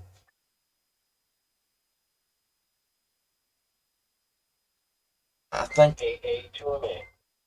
pretty sure that's what he told me he had to do.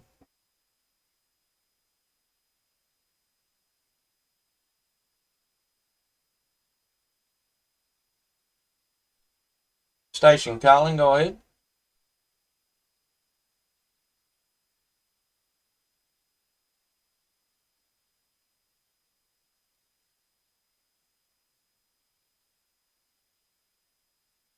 Uh,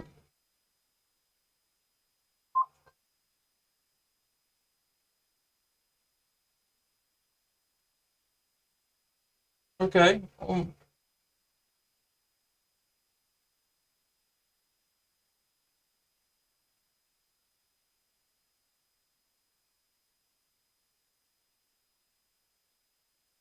It's awesome. That's you'd have told me tonight that I'd have, 9 or 10 people on in my YouTube video tonight that is 2 hours long right now. Participating in my YouTube video tonight. November 4th, Alpha Juliet Tango. There it is.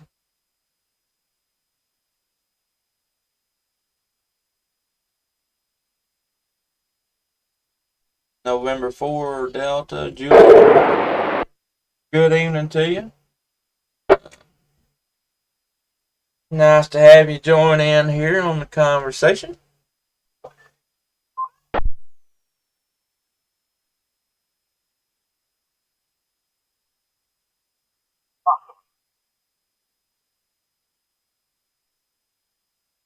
Right after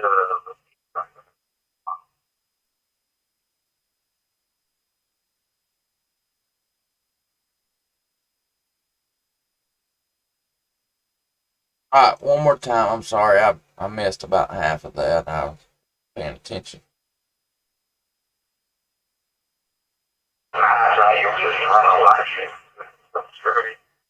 I just spent a while on D-Star from 440 down to the D side of the suppressor. It doesn't work right now, but it seems to work.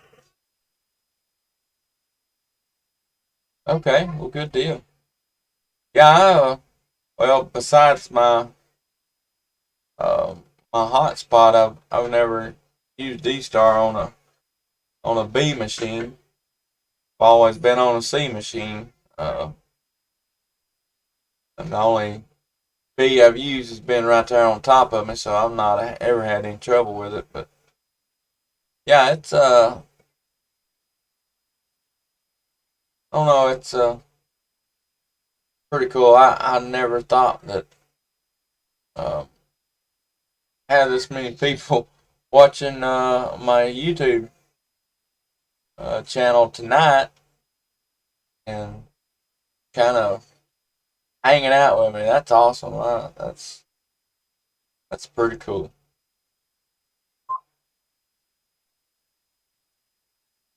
This is Ed, KO4BWM. Good evening to you.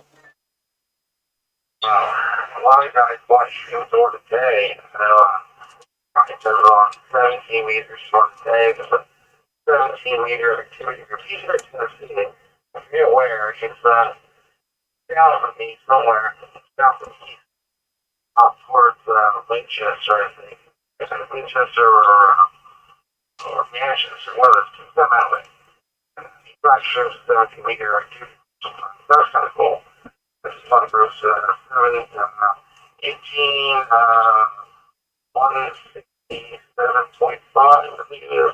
They usually in there around lunchtime and they run until about 2, and then they'll stop up at 15 meters for a while.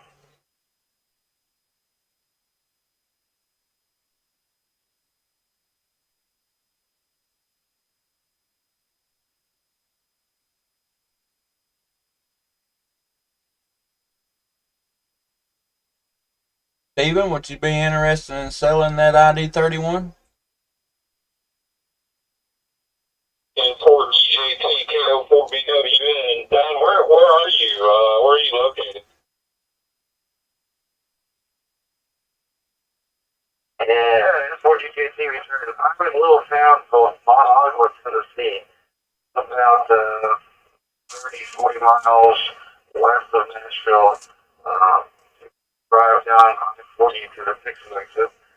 South of there by about 10 miles. Oh, yeah. Tell me the name of the town one more time. Yeah, the town is Monogua. With water. We don't say it.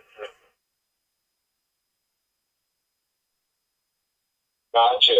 I've been between Jackson and Nashville, and really, I guess Memphis and Nashville on I-44. I trace around Tennessee every year, every non-COVID year, quite a bit. I usually go on fishing trips, go to Kentucky Lake and Reelfoot Lake, and kind of all points in between there. So it's a beautiful backyard y'all have. Yeah, it's fun when I get out there. Wow. But it's on fishing a while. There's a difference between fishing and catching. Catching is when you go to the ocean, but you're bringing fish on the boat. Fishing is in the first order, there's a whole different volume. But yeah, I'll probably get in the lakes this summer, just once or twice. My good friends comes on this boat, and he probably been in a couple lakes this summer. He invited me to come along on a few trips, so I'll try to get out there. I'll probably get some line in the water at some point.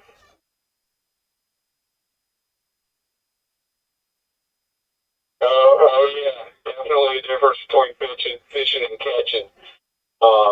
That is for sure. You can get spoiled going down to the coast and fishing there where you're actually catching. That's great. That sounds like a good time.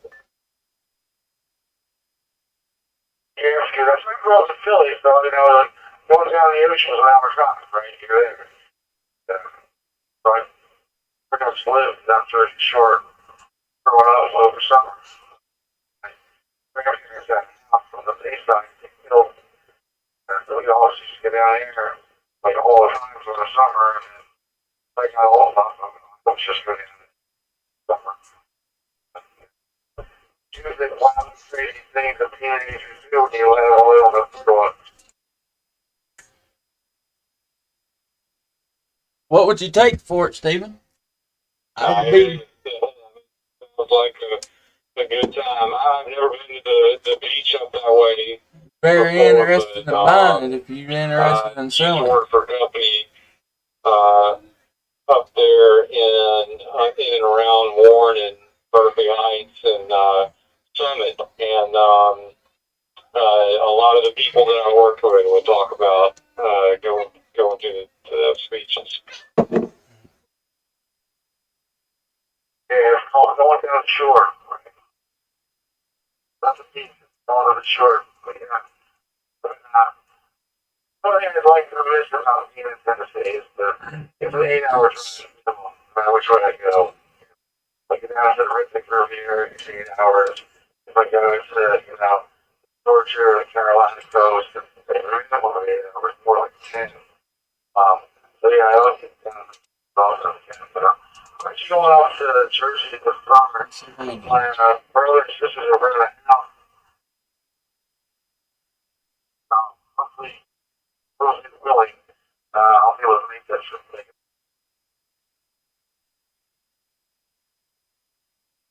Yeah, I hope you can. I hope you can. So you still got family or friends up that way, huh? Yeah, a lot of family still out there. I'm the only one who moved out. I told them to get out while they can. I'm down here in the land of the free, Tennessee. They're all still like lockdown and stuff. So like, well, for one, we still got us. Yeah, I wait to get home up there. I'm probably home. Just go through the company and see my family and my friends. And but after about 3 days, I'm like, I got to get out of the Yankee land and get back down at home.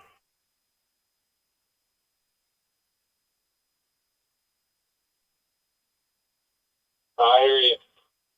Well, Don and Justin, I'm gonna have to back out of here. I gotta pack up. I gotta do a trip back over towards Justin, over there towards Huntsville tomorrow, and get some work done on my mother's house. But I really have enjoyed catching up with you guys and meeting you as well, Don.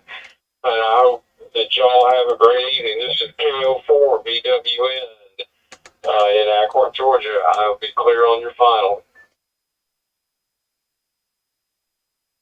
Yeah, absolutely. It's a pleasure making you acquainted. And I'll put this reflector in my memory. So so I can disconnect terminal nodes for acting up these hotspots for it. I want to use the terminal nodes because I kind of click over the radio. I can't listen to it. But it's a pleasure, man. I'll subscribe to the channel, so I'll be popping in on Justin. She just set the notification so I'll know when he's shooting live. But yeah, it was fun. Like I said, I didn't know they were doing this Newbie net on Burger Machine. They're a bunch of folks down there. Anyway, my friends, we weekend. This next week's I'm going to be a wild weather.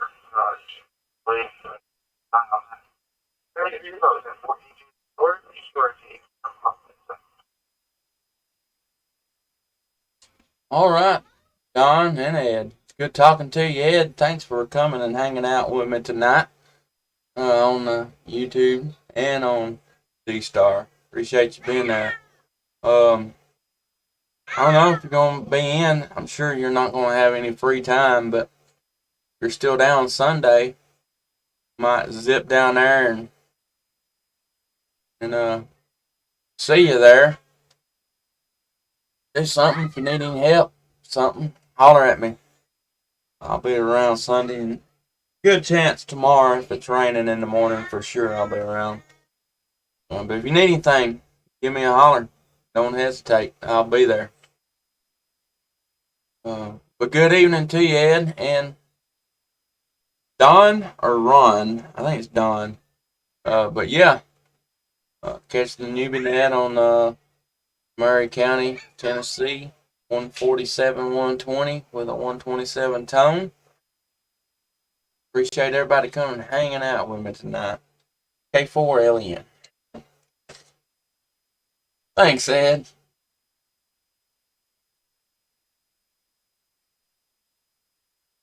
Yeah, Steven. As long as it's got the charger and the radio, not necessarily worried about manuals and stuff. Things fair enough. You don't send me an email on QRZ, or my email on QRZ is good if you want to shoot me an email. If you want to do that, get that wheels a turning. Need some time to think about it, that's fine too. But if you want to send me an email, that'd be cool. But alright, everybody, I'm going to wrap this thing up. I've been gone for, 2.5 hours? Like 2 or like 30, not gonna be. And that's awesome. The first Newbie net, the official Newbie net on a repeater that I have permission to do it on, I think is a success. That's awesome. So, thanks everybody for hanging out. I'm going to check into the Zoom thing next week. That way I'll live streaming and Zooming as well. And send everybody that wants to join us an invite. That way, Eric, I'm sorry I didn't necessarily get to your question. I think the other Eric and some others kind of helped you out there. But yeah, we'll see next week if we can't get a Zoom meeting going as well. YouTube stream, Zoom meeting, and the repeater. I think it'll work pretty good. But everybody, thanks for hanging out.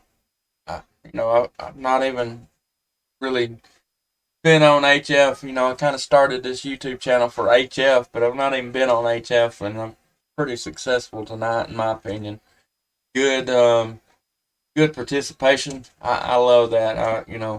I enjoy seeing that live chat going, people talking back and forth, and with me, I enjoy that. I think everything tonight is a great success, in my opinion. But everybody, thanks for being there. Steven, I'll be looking for that email. Be here, same time, same place next week. And probably every day or every other day, filling in the gaps.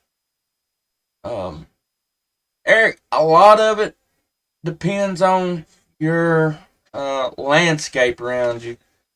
Forgive me because I don't remember where you're from.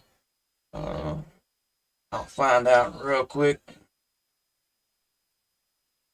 Echo Lima Golf, Pennsylvania. If you got a lot of hills and stuff, not real far.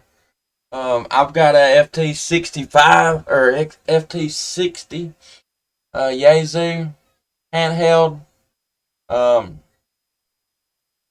which the repeater here in Lawrenceburg is not a very good repeater. 2 or 3 miles, maybe 4 for me.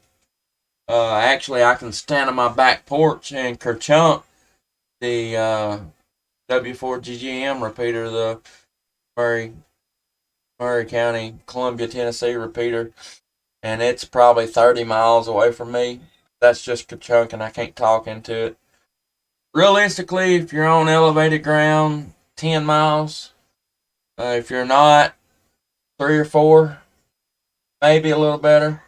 My area, HT, is almost pointless. I basically want one that do crossband repeat. So, I don't know. We'll see how it goes. But again, everybody, thanks for coming, hanging out, man. I appreciate y'all being there. And Eric, again, I like your thinking. Buy the radio that you want, not a starter radio. Saves you a lot of money. I've got FT M2600, a 3200, a Kenwood 281, all 2-meter rigs. And then I bought the 5100, and then I bought a 2730. I've got like literally 6 2-meter 440 radio. I got 2 dual band, and I've got like 4 2-meter radios. Don't do like I did. Buy the radio that you want first. Save that money. Buy the radio you want first. Point blank. Guys down at Gigaparts give a lot of bad information. Told the guy, you don't want to buy this bigger radio because it's complex. You need a beginner radio. No, it's not right. You need the radio that you want to get. That way you'll work into it. You'll grow into it. It's not much difference in the complexity. Get the radio that you want. That way you're still going to buy it, whether it's the first one or the 5th one that you buy. You're going to buy the radio that you want. Point blank. So, everybody, thanks for hanging out. Really enjoy y'all being there. Everybody, stay safe. Stay warm. Weather's warming up. There you go, Steven. Buy FT991A first. That's smart thinking right there. The only drawback to the 991A, you're going to have 2 radios in the shack. You're going to have a HF radio, and you're going to have a dual band radio, or at least a 2-meter radio. I wish the 991A had dual VFOs. That's my only complaint about it. but it's not really a complaint. I was stuck between the 7300 and the 991A. I bought the 991A and either HF or 2 meters. And at that time, that's when I was talking to Ed and Mark. Mark's in here too. He may be a little bit camera shy, but he's with us. Hey Todd, thanks for being there, man. I didn't even know you was in there. But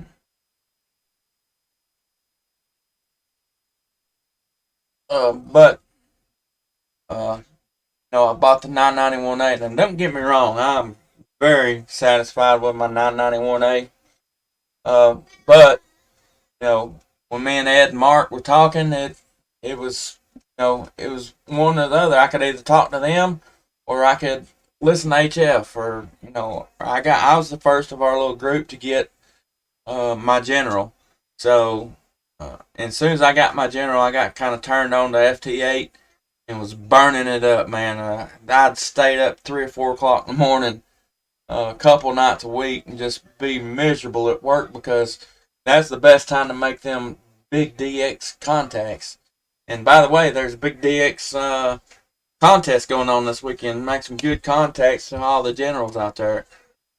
I will be operating.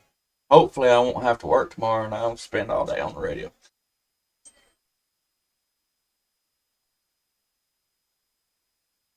All right, Todd. Well, we appreciate you being there.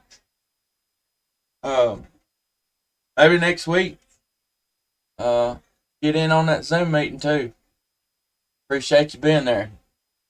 But anyway, I'm actually gonna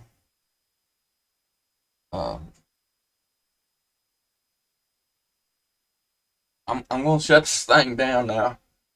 Been on for 2 hours. I need to go in here and spend some time with the old lady before she kicks me out on the porch with the dog tonight. But everybody, thanks for hanging out. I really appreciate it. It means a lot to me. Thanks for everybody in the live chat participating. That's awesome. That makes me happy right there. I love seeing people conversing with each other, with me. It makes it all worth it. Tomorrow I'm hoping it's raining in the morning so I don't have to go to work. If it's not raining, I gotta go to work. If it is raining, I get to stay home. Hope that it's raining so I can stay home. I'll do some live chat or some live streaming and working some of that DX contest. So y'all come in here and join us. We may even get a Zoom meeting going if everybody wants to get in there. Yeah, Stephen, appreciate it. Stephen, Eric, Todd, Mark, Ed, if you're still there, the other Eric in New York, and anybody else that is kind of lurking in the shadows. Thank y'all. I appreciate it. Shutting this dude down. Go in here and play with Mama. K4LEN, name here is Justin. This has been the Newbie Net. Be a weekly thing. I hope you're right, Mark. I hope it floods. But y'all have a good evening. And oh yeah, Mark, I bought me a new pistol while I was in the mountains. Pretty cool.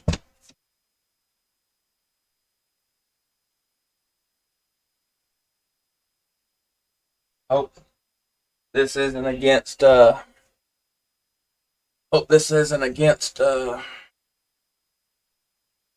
YouTube policy. It's a Smith & Wesson M&P 2.0 Performance Center, the 9mm. Got the blue, I don't know what they call it, but double stack. Sweet little gun. Anyway, good evening, everybody. I'm out. It's K4LEN. Y'all have a good evening. Stay safe. 7-3.